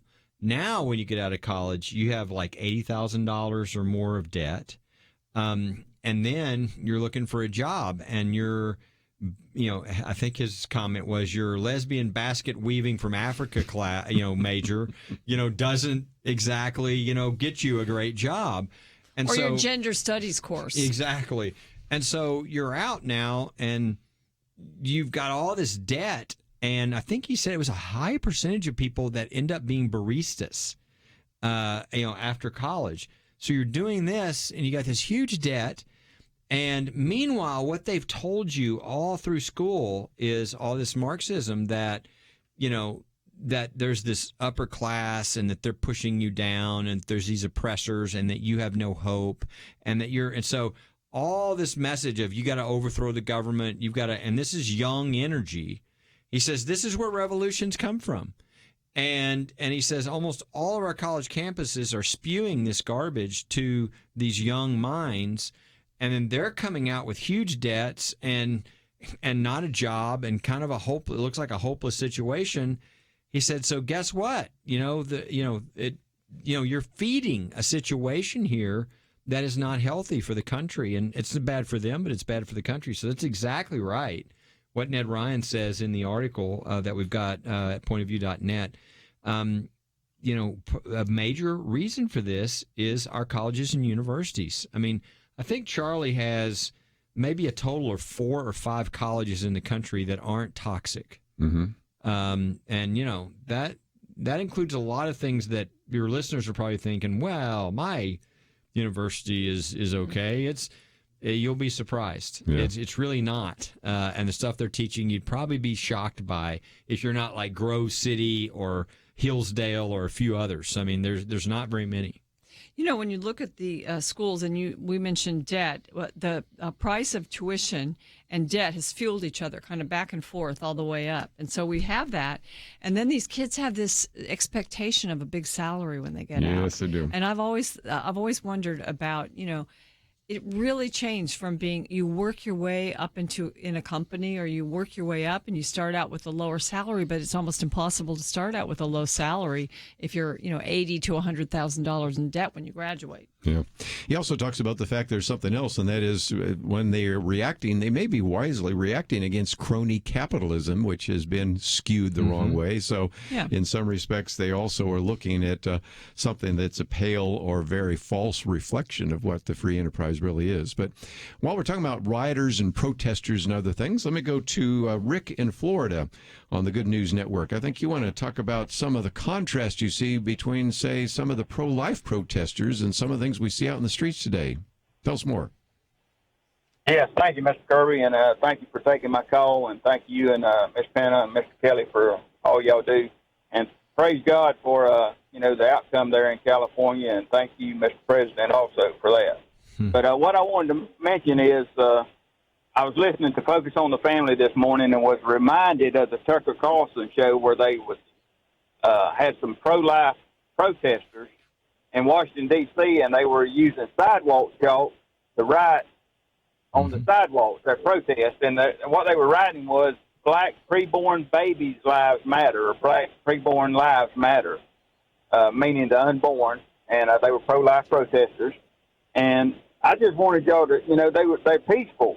And I just wanted y'all to emphasize or talk about the distinction between those protests that have been going on for 47 years, ever since Roe v. Wade, I think in 1973, till now, and how they've been so peaceful for so many years, and the marches and everything else have been peaceful protests compared to these protests, and see if we couldn't see a distinction there between the Christian and the non-Christian protests. Pretty simple, isn't it? Maybe lift Yeah.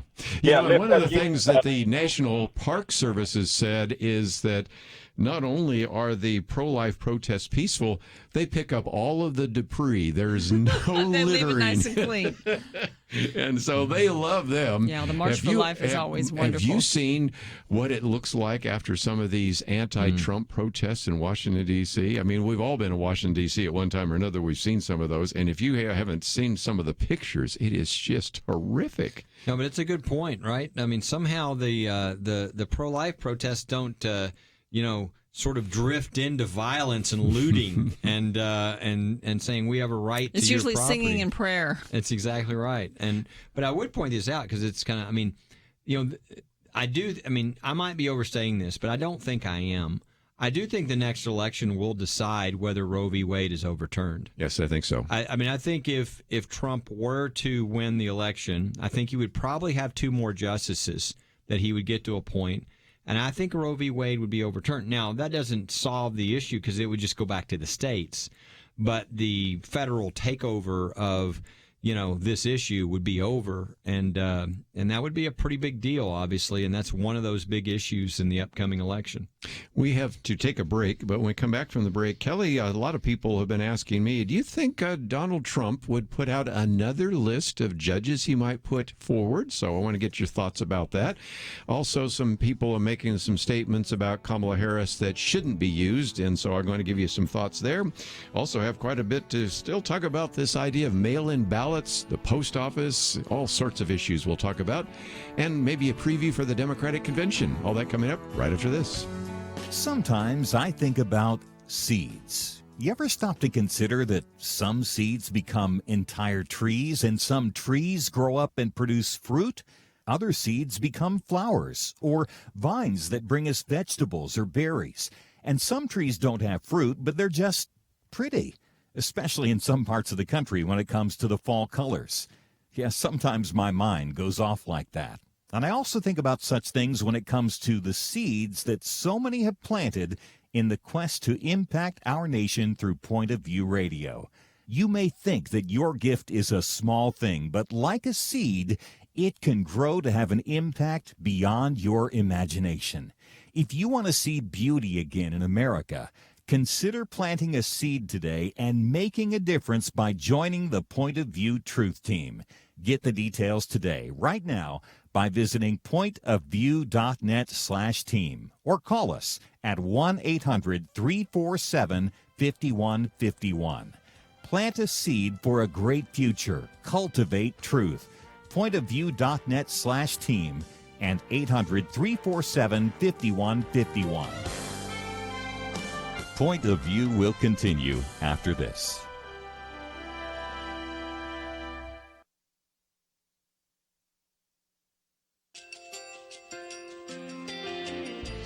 I just want to thank you so much for all the wonderful programming you have.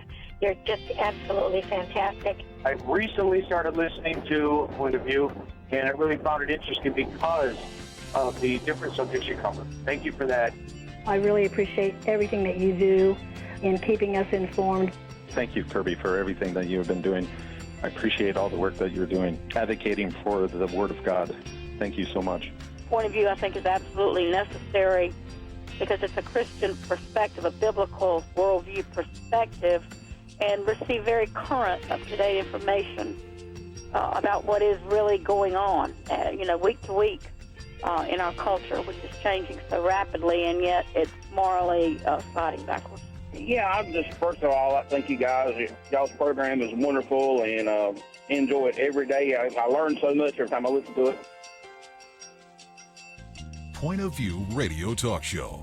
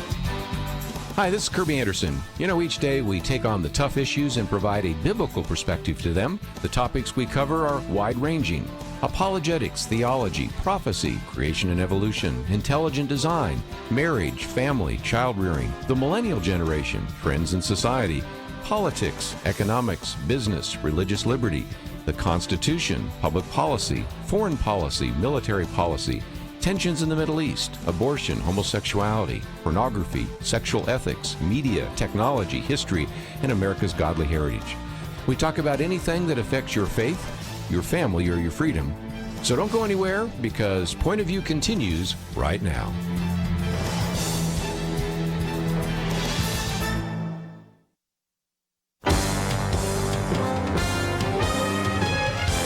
Across America, live. This is Point of View.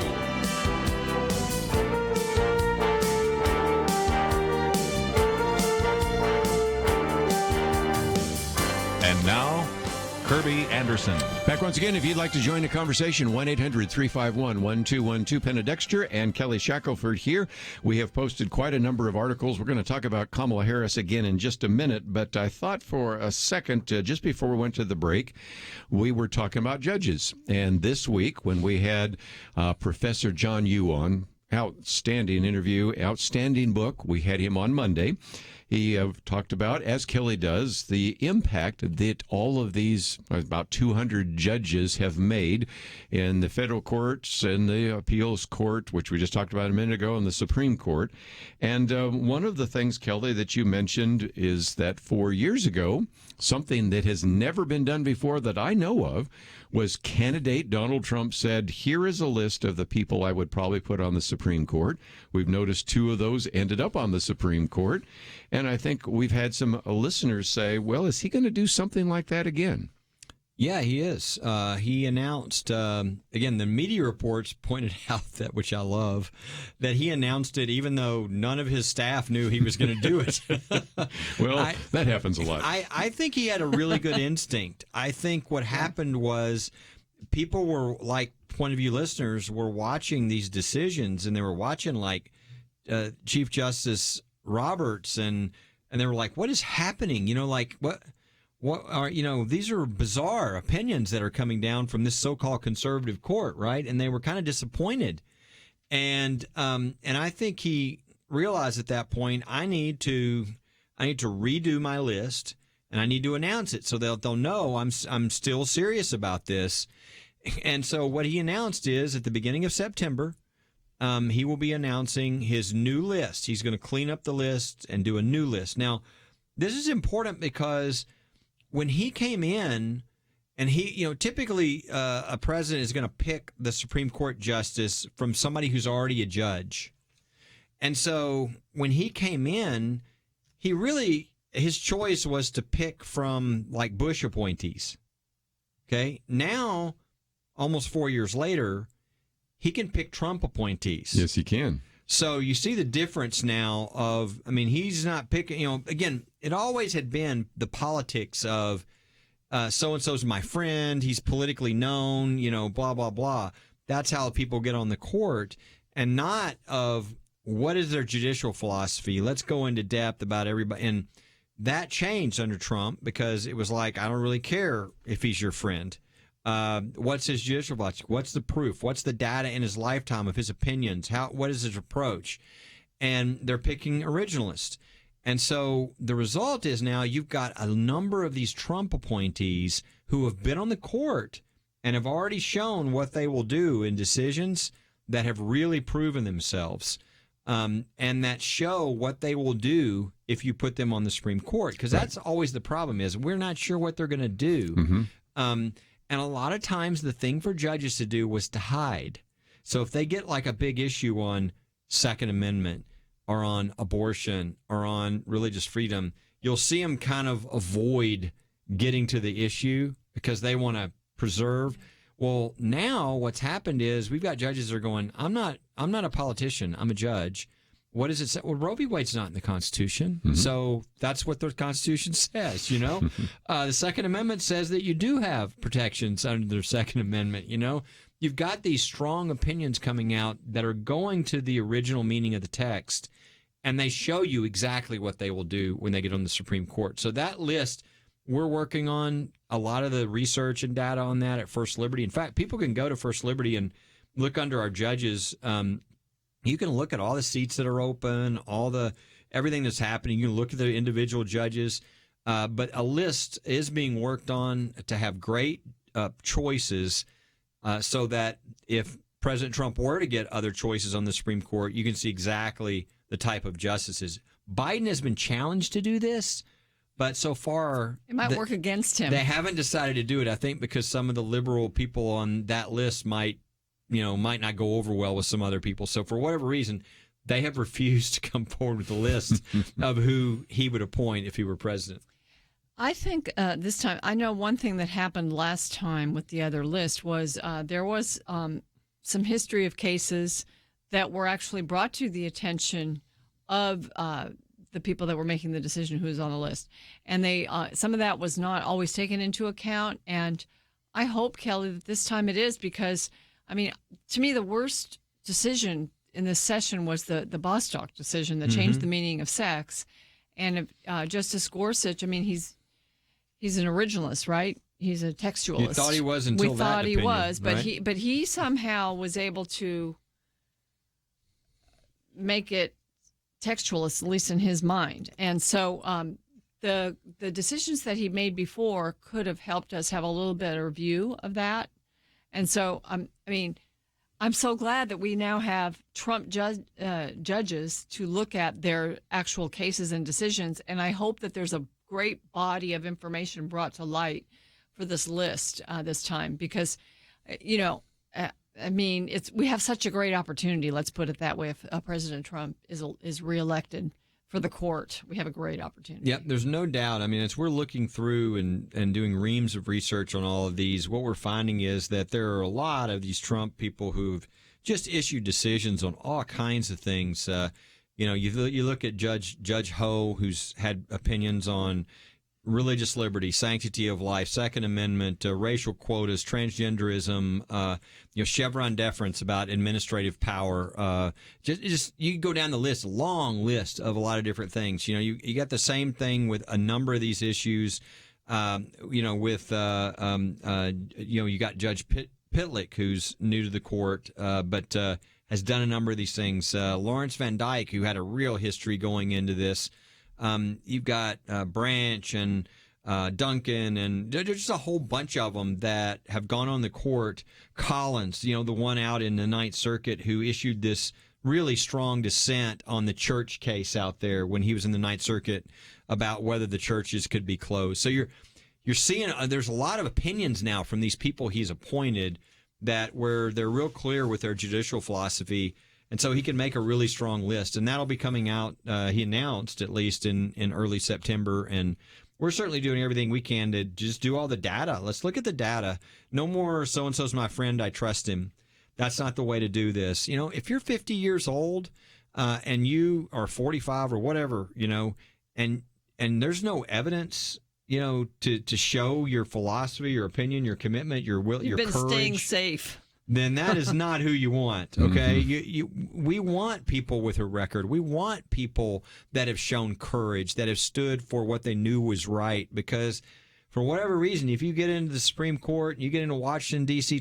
cocktail circles, if you've been hiding your whole life, you'll certainly hide from then on, and you'll disappoint a lot of people with these opinions. We don't want politicians. We want people who are going to say, this is what the Constitution says, this is what the statute says. And it's a big difference what's been going on. We've never had what's been going on the last 201, I think, so far confirmed, which is a record in number, but I think it's more important in the quality and the difference of the type of people that are being picked. Yes. John Yoo said the same thing on Monday about the quality and the young age of those individuals as well. Let's take a break. We'll talk about one argument you should not use against Senator Kamala Harris, and then take some more phone calls right after this.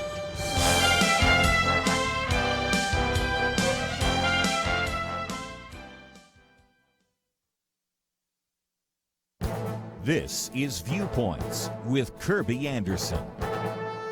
Broken windows and destroyed buildings in cities like Minneapolis, Seattle, and Portland provide a test of the broken windows economic theory.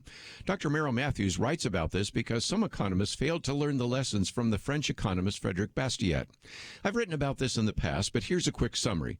Bastiat told the story of a shopkeeper with a broken window who must pay the glazier 6 francs.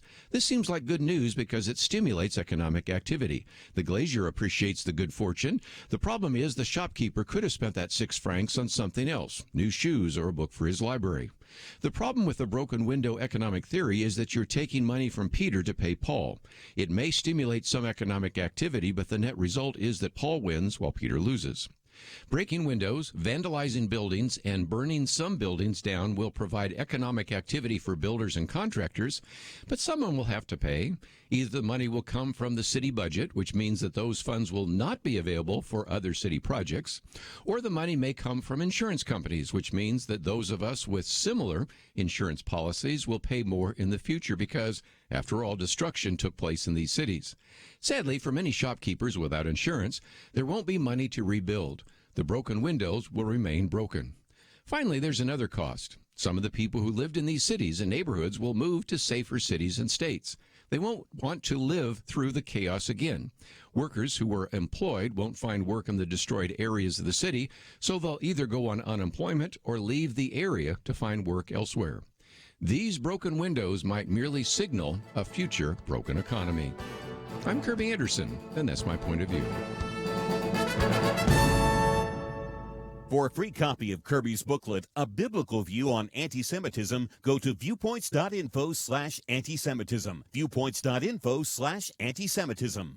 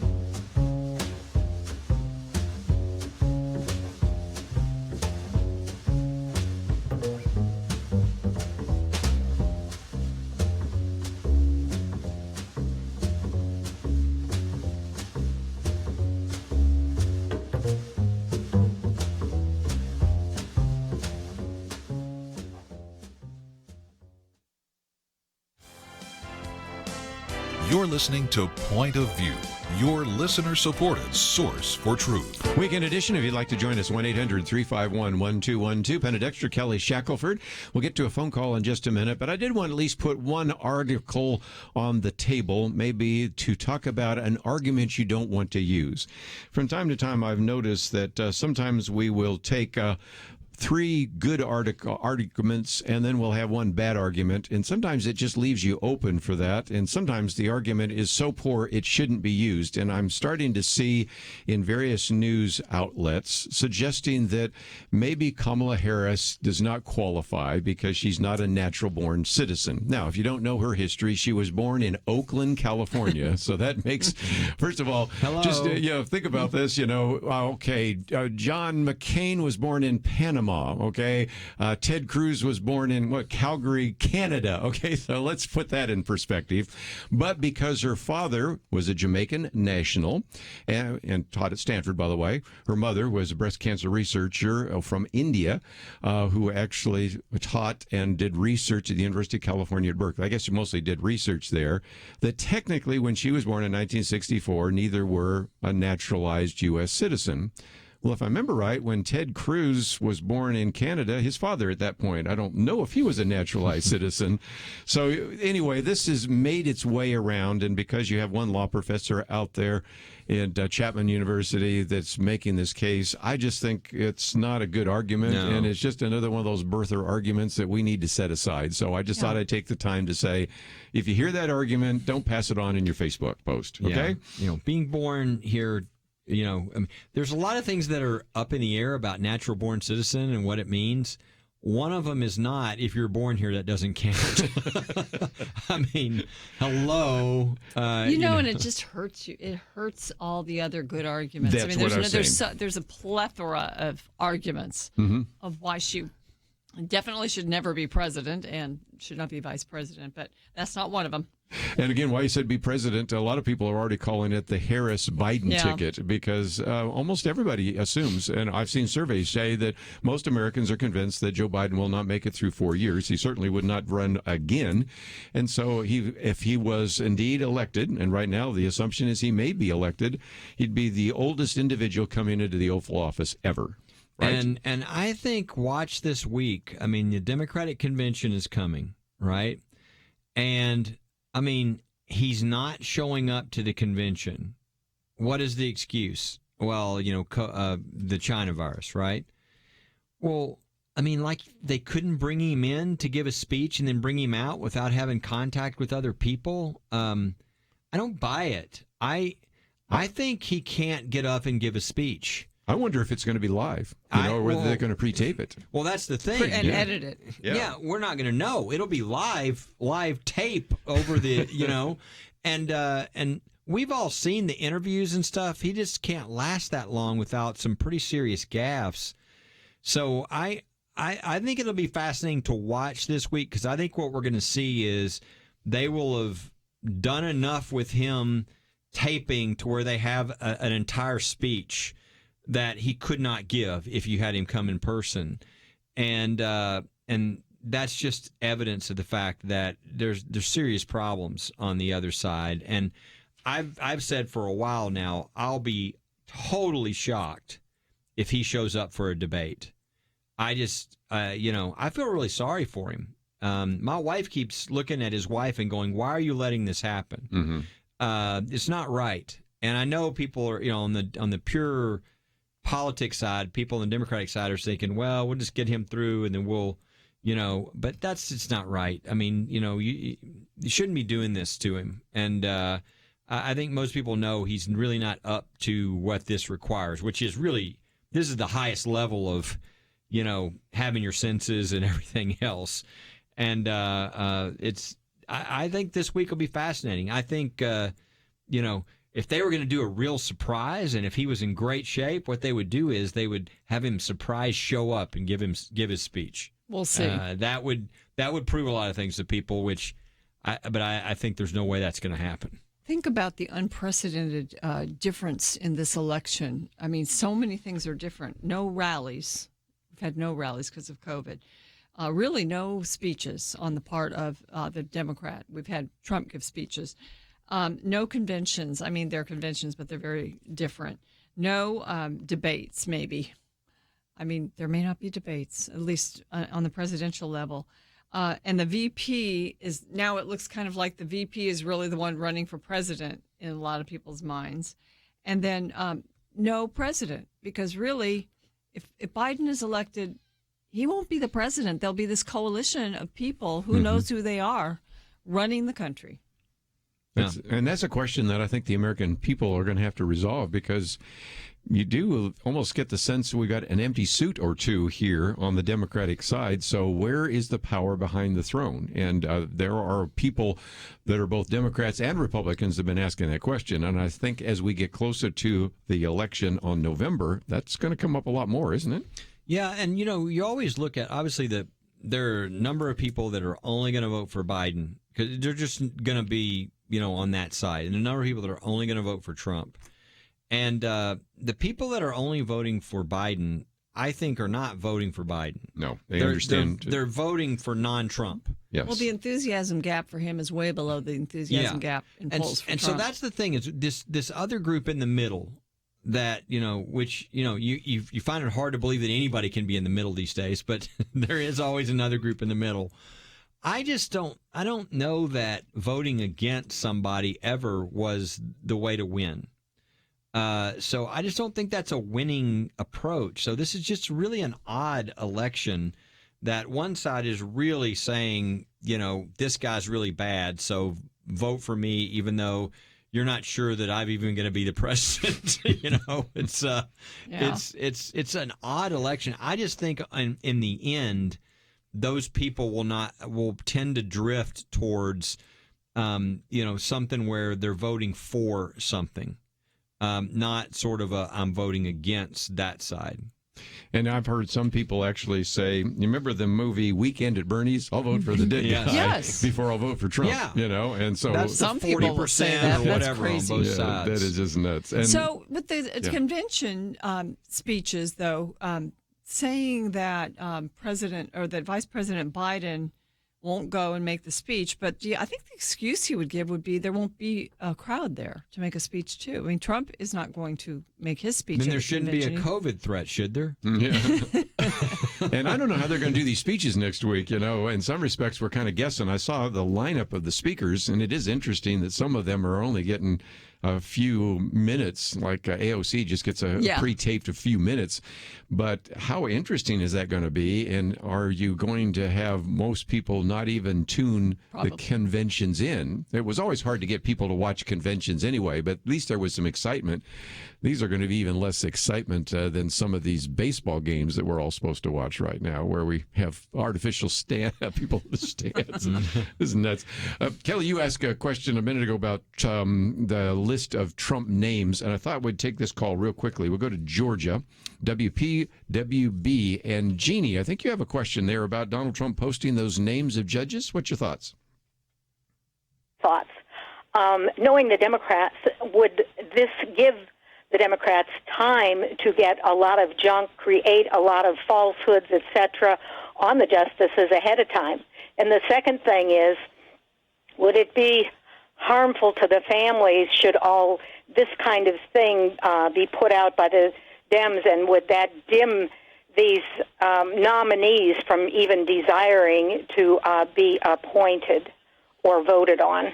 What do I call the Kavanaugh factor? Yeah. The Kavanaugh family didn't fare well, did they? No, but last time the list, people said things, the liberal side attacked the list and everything. It didn't really get very far. I actually think that in some ways Trump would probably like that. It's sort of like, please, please, please don't throw me in that briar patch, right? Brer Rabbit is probably being a little smart with that, because let's say they attacked his nominees for being conservative and for, that was his biggest winning point last time. That would energize his base. They would be out recruiting people. We got to have more people to vote for this because this is really important. So I don't think so. I think that it might be too tempting for the Democrats not to attack some of them. But I think if they do, I think it'll actually probably help Trump more than it would anybody on the other side. So he did it last time. It was nobody had ever done it before. It was actually very successful for him. I think to do it again would be just a smart thing to remind his base of why they voted for him last time. And if he gets attacked, I think it'd be only the better. And then he can also just simply say, Vice President Biden, where's your list? That's right. Yeah. Right? Yeah. Let's take a break. When we come back, we'll take some more phone calls. We have some conversation about the post office and mail-in ballots. All that coming up right after this. Having civil conversations about important issues seems to be harder and harder. Various media outlets tell people what they should believe, why they should be outraged, and getting people to actually think, well, it can be difficult. Whether it's the gospel, tax issues, social policy, or just about anything else, you need to have solid information and clear thinking to address the hard issues. You need God's truth applied. And that's what you get in less than 2 minutes with Point of View's Viewpoints Commentary, a daily resource to help you be informed and think through the things we need to be talking about. It is free and will arrive in your inbox each day when you visit pointofview.net/signup. Sometimes we know we should say something, but we're silent because we're not quite sure what to say. Viewpoints Commentary can help you break the silence and change the narrative. It can make you a more equipped agent for truth. Get your free subscription to the Viewpoints Commentary at pointofview.net/signup. Pointofview.net/signup. Point of View will continue after this.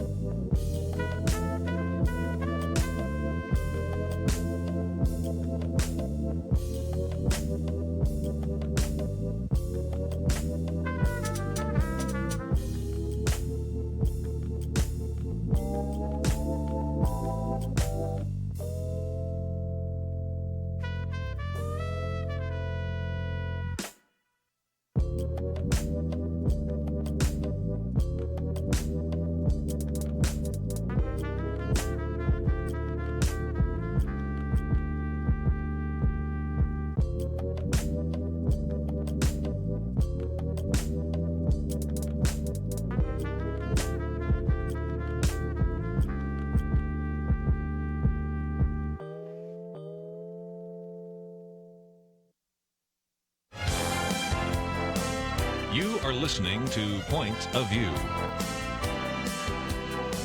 The opinions expressed on Point of View do not necessarily reflect the views of the management or staff of this station. And now, here again is Kerby Anderson. Final half hour, if you'd like to join our conversation, 1-800-351-1212. Penna Dexter, Kelly Shackelford. We have some great information at First Liberty before the end of this half hour here. We'll talk about some of that. But let's talk about the post office for just a minute. And let me issue my disclaimer, even though we'll say a few critical things about the Postmaster General and about the U.S. Postal Service. We love those of you that are mail carriers. We're not being critical of you, but we also have to recognize, as we've posted in one of our articles, that the United States Postal Service has lost a staggering $78 billion with a B, $78 billion since 2007. There are some real problems with that. Some people have said that it's kind of like a video store in a Netflix world, and so there is a need to deal with that. And yesterday I pointed out a very good article that appeared in Fortune that reminded us that in some respects we've also begun to cut back some areas, whereas before we actually paid a lot of people in the Postal Service for overtime. Now you have a number of individuals that are not doing any kind of extra overtime work, and so that's part of it. The American Postal Workers Union represents about 200,000 postal workers, and they've already endorsed Joe Biden. So you have to remember there's some political stuff, even when we talk about delivering the mail. But the bigger issue, Penna, is the fact that all sorts of Democrats are making a big deal about the fact that because the president isn't wanting to send more bad money after good to fund and bail out the post office, he's doing this to prevent us from being able to be sure that these mail-in ballots will arrive on time. What's your thoughts? I know. And it's really crazy, that accusation. It's almost like the opposite would happen, because these elections right now, if as many states have been targeted for mail-in voting, if it really happened, the post offices would be overwhelmed, yes, and they wouldn't be able to do their job at all. One thing about the post office, it's supposed to be quasi-government, but it's private, and yet there's so many restrictions put on it. Like was something floated about Saturday delivery being removed, which I don't think is a terrible idea if it's going to help the post office to survive and do well. But that was prevented by federal law, federal government. So, I think the post office has been run so badly, and there's so much union involvement in the decisions that are made that it's very difficult to turn it into something that's breaking even. Well, since these arguments are not based upon any evidence or any facts anywhere, I'm wondering, I'm waiting for Twitter to ban any of these arguments and Facebook to ban them online. If they'll take doctors who are actually treating thousands of people and ban their videos, then maybe they'll ban this insane conspiracy theory, on the Democratic side, that Trump is now after the ballots in the election, when he's been talking about this for years. He's been doing this. He actually said he's finally got somebody really good running the post office. This is like, this is like the ultimate conspiracy, black helicopter conspiracy theory. It's silly. Now, Trump doesn't want there to be vote by mail, not absentee. He's okay with absentee because absentee ballots actually have security levels. There are things that are done, but this idea Well, that you have to request it. yeah, and you know who the person is, Yeah. and what happens with the others? Like if let's say you're in a state, let's say if the post office mails out 10 million ballots, they don't know who gets the ballots. They don't know, there's just ballots floating all over the state, right? You don't know who's voting those. You don't know if somebody's grabbing them out of people's mailbox. You also, and even when the mail's going great, what, 3% is going to be lost or 4%? That's an a lot. election. That's a lot of votes. That's an election. That's right. So this is a really bad idea. What's really funny is, and I sent you the stuff, Kerby, and I think you used it in one of your commentators, but during the battle over voter ID, that they were saying, well, this voter ID is really bad. The Democrats didn't like voter ID. You have to show your ID to get on a plane, to do anything, it seems like, but somehow it's like a sinister plot when you have to do it to vote. And even you could just have your library card, you could have whatever, right? But they said, oh, this is discrimination against the poor, or it's a way to keep people not to vote. No, it's to find out that you're real and you're not voting fraudulently. But what were the arguments in court by the Democrats who were against voter ID? It was that, look, this is safer. This is the thing that's really dangerous? This is what they said. It's mail-in voting.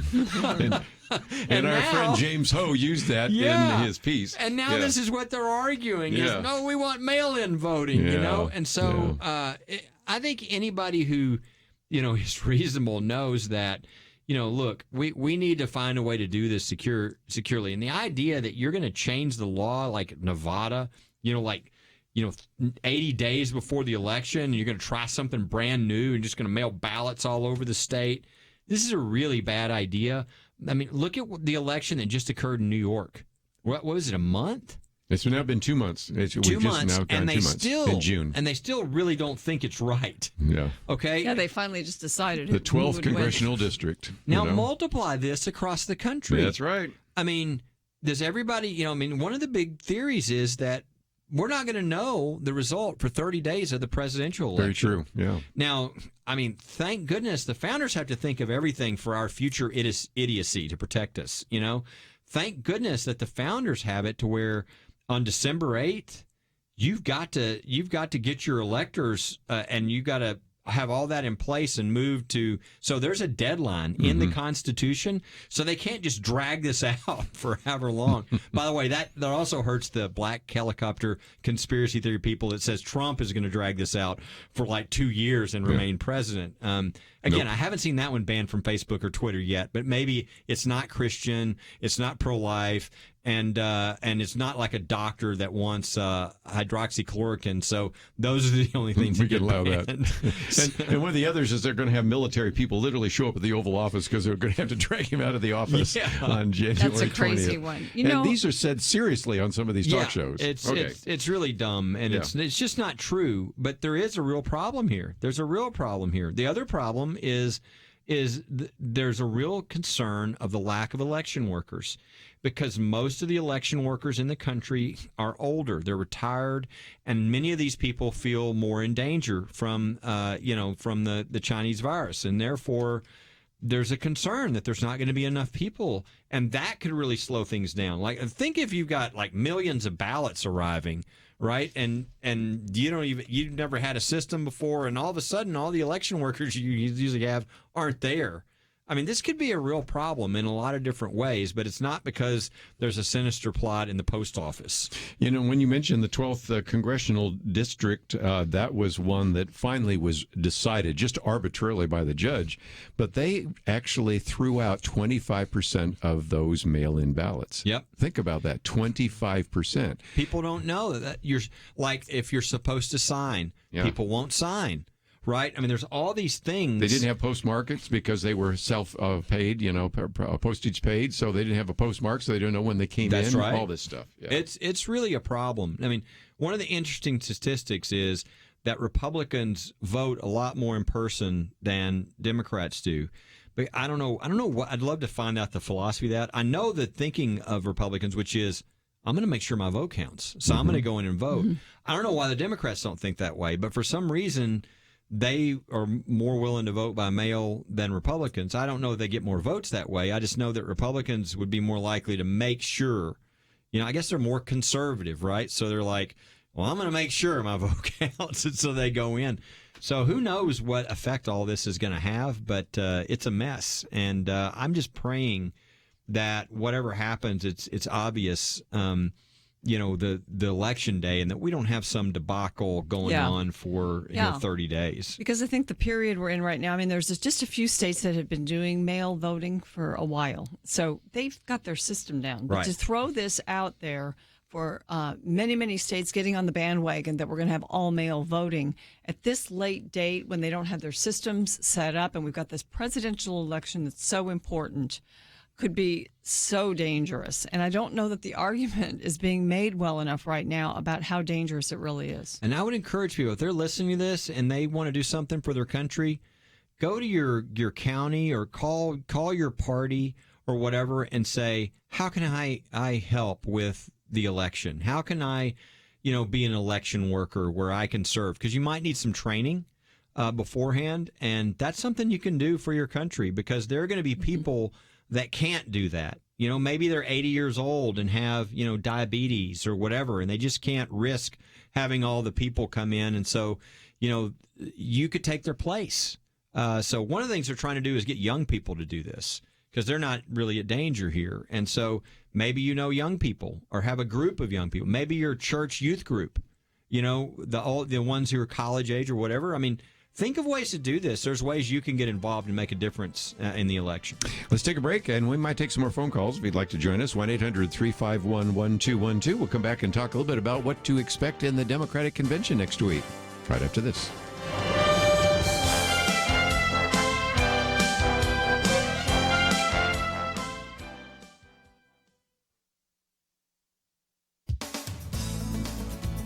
The vast California State University system announced last month that anyone receiving a degree from one of its schools must complete coursework in ethnic and social justice studies. These courses, like English and science, are now required for a bachelor's degree. This requirement simply makes official the political indoctrination of students that's taken place and is growing at universities across the country. Students are taught that America is systemically racist, and that the drivers of prosperity and the American way of life that draws people to this country are not worthy of their admiration. The Heritage Foundation's Mike Gonzalez, author of the new book, The Plot to Change America, How Identity Politics is Dividing the Land of the Free, says the courses have a revolutionary purpose. He describes ethnic studies as courses meant to teach members of minority groups that they have, quote, a long list of grievances against the United States, and particularly against whites. A minority, he says, is a group that has been officially deemed marginalized by the university bureaucracy. The other target audience for these courses is the oppressor class. Oppressor students are white males, white women, Jews, and increasingly, because they have had the temerity to succeed, Chinese and Indian Americans. Mr. Gonzalez says they are taught that they must assume the burden of collective guilt for sins in which they have taken no part. John Ellis is professor emeritus at the University of California at Santa Cruz. He's written a book titled The Breakdown of Higher Education. Far from being places where important political and social issues can be researched and debated, Professor Ellis says campuses now offer fierce, one-sided advocacy of dangerous and destructive ideas. This comes at the expense, he says, of real education and the acquisition of expertise in general skills like critical thinking, complex reasoning, and writing. He says the current violence in our streets is a result and should be a wake-up call. For Point of View, I'm Penna Dexter.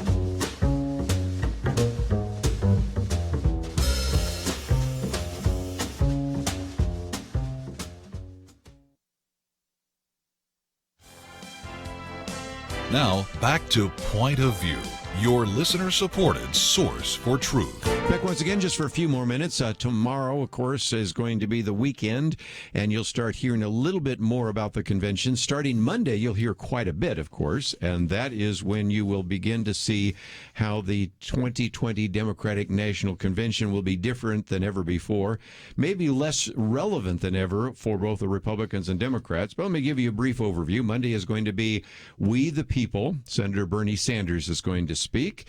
You have a number of governors like Governor Andrew Cuomo, Governor Gretchen Whitmer, and the First Lady Michelle Obama will speak. And that's just a few of those individuals. And they're going to have to be quick, because they only are going to be broadcasting for 2 hours. So that is going to be from 9 to 11 Eastern. That, of course, be 8 to 10 Central or 6 to 8 Pacific. You can kind of figure out where that is, where you happen to be located.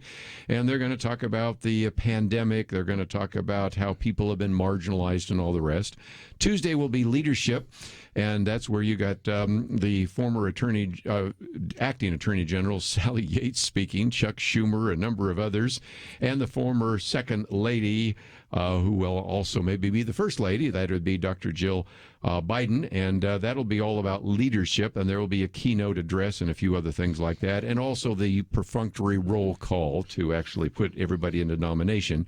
Wednesday, a More Perfect Union. That'll be Nancy Pelosi. Hillary Clinton will be speaking there as well as the former President Barack Obama. So you'll have a lot of focus there.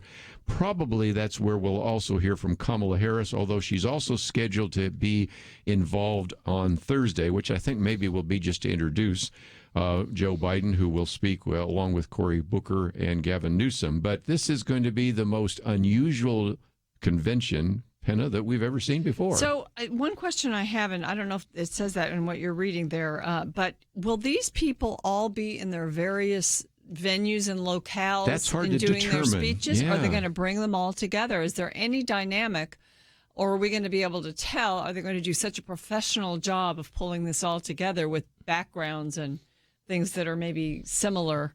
I mean, I just wonder about that because, whenever there's a show right now during COVID and people are in their kitchens and things, there's just a sort of a homespun kind of vibe to it, and I don't think that works for a convention. It doesn't work very well for a speaker that feeds off the audience either. This is going to be very different. Is this like a big Zoom meeting? Yeah. I mean, that's the fear. That's what the it could question. end up looking like. So we'll have to see. I'm wondering if the Republicans are going to watch the Democrats and go, "Oh, I don't want to do that. Oh, let's do that." I don't, I wonder if they're going to pick up, on whatever they're doing. Because I mean, what you don't want is, I'm just trying to get into everybody's normal day. How many of you have been on a Zoom call and it's like, it's not working, and right? I don't want to watch another one. And like so and so's like, Convention. I can't get my. They're talking and there's no sound. I can't get my mic to work. And You're muted. You muted. Yeah. How many times do we hear that? Or your screen is frozen. Can you? Yeah. Can you imagine that at a Democratic convention? They're in a Zoom call and basically everything's freezing, or somebody can't unmute their mic, or there's liable to be some stuff. Technology. Technology is awesome, and you got these great technology people, but it's like whatever you fix, it still freezes on you. Things still, all of us who've been out speaking know that these things happen, especially when you do something kind of for the first time. So there very well might be something that happens here at the convention. So conventions before 1831, the members of Congress selected the nominees, right? And then, of course, we had conventions, and they were exciting because there was a lot of drama going on. And then the primaries came along, so the conventions became, in a sense, less necessary for that. You usually knew who the nominees were for the past couple decades at least. So that was a big change. But now with this, I wonder if this is going to be a permanent change. If we see that we don't need conventions, if these are both a dud, or if one of them is a big dud, what will happen? I don't know. I think there's something to be said for in politics for the excitement of getting together. So I hope that this is not the end of that. Let's take some phone calls. We'll head out to Georgia. Kenny, I think you have some ideas about the convention and who's going to be running things if Joe Biden is the next president. What's your thoughts? It's a thing call. Make it quick.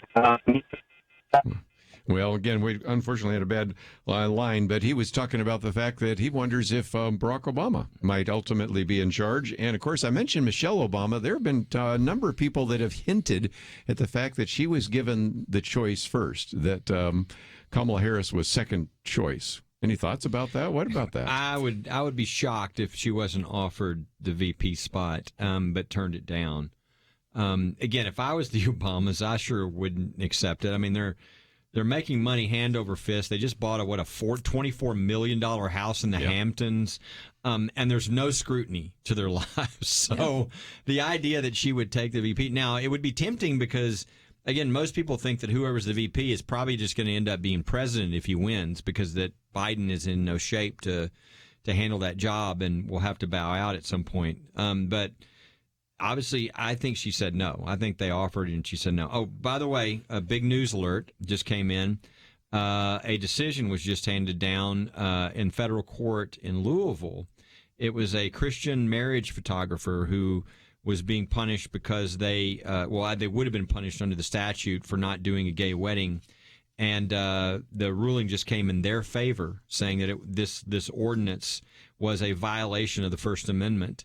And that photography, quote, photography is speech when the photographer's artistic talents are combined to tell a story about the beauty and joy of marriage. Interesting thing about this, good decision. ADF, our friends at ADF, their case.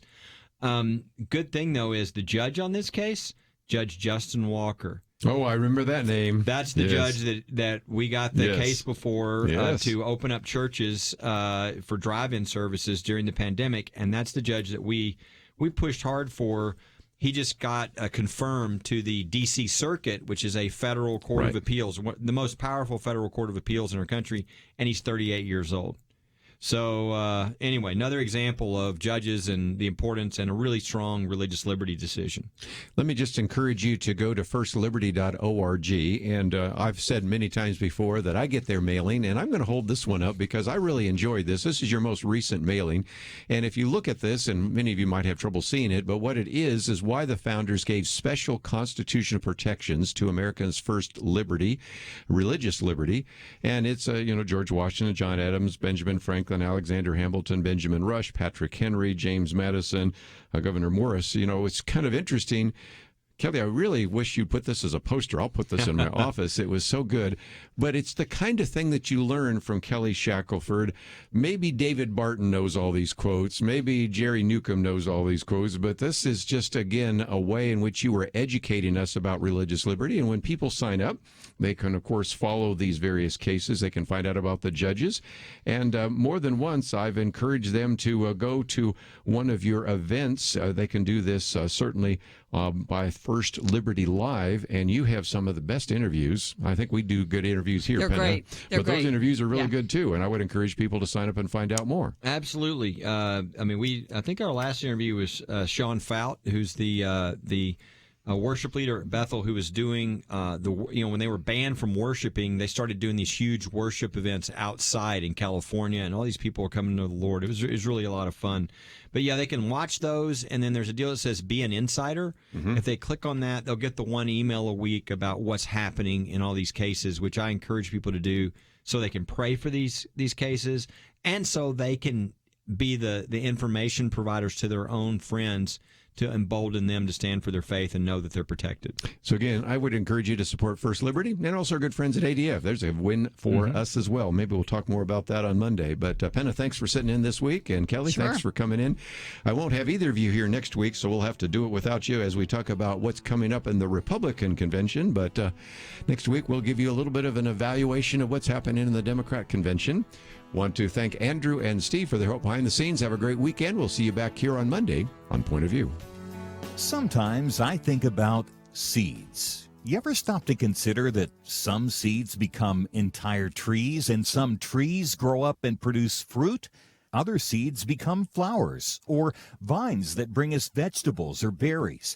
And some trees don't have fruit, but they're just pretty, especially in some parts of the country when it comes to the fall colors. Yes, sometimes my mind goes off like that. And I also think about such things when it comes to the seeds that so many have planted in the quest to impact our nation through Point of View Radio. You may think that your gift is a small thing, but like a seed, it can grow to have an impact beyond your imagination. If you want to see beauty again in America, consider planting a seed today and making a difference by joining the Point of View Truth Team. Get the details today, right now, by visiting pointofview.net/team or call us at 1-800-347-5151. Plant a seed for a great future. Cultivate truth. Pointofview.net/team and 800-347-5151. Point of View is produced by Point of View Ministries.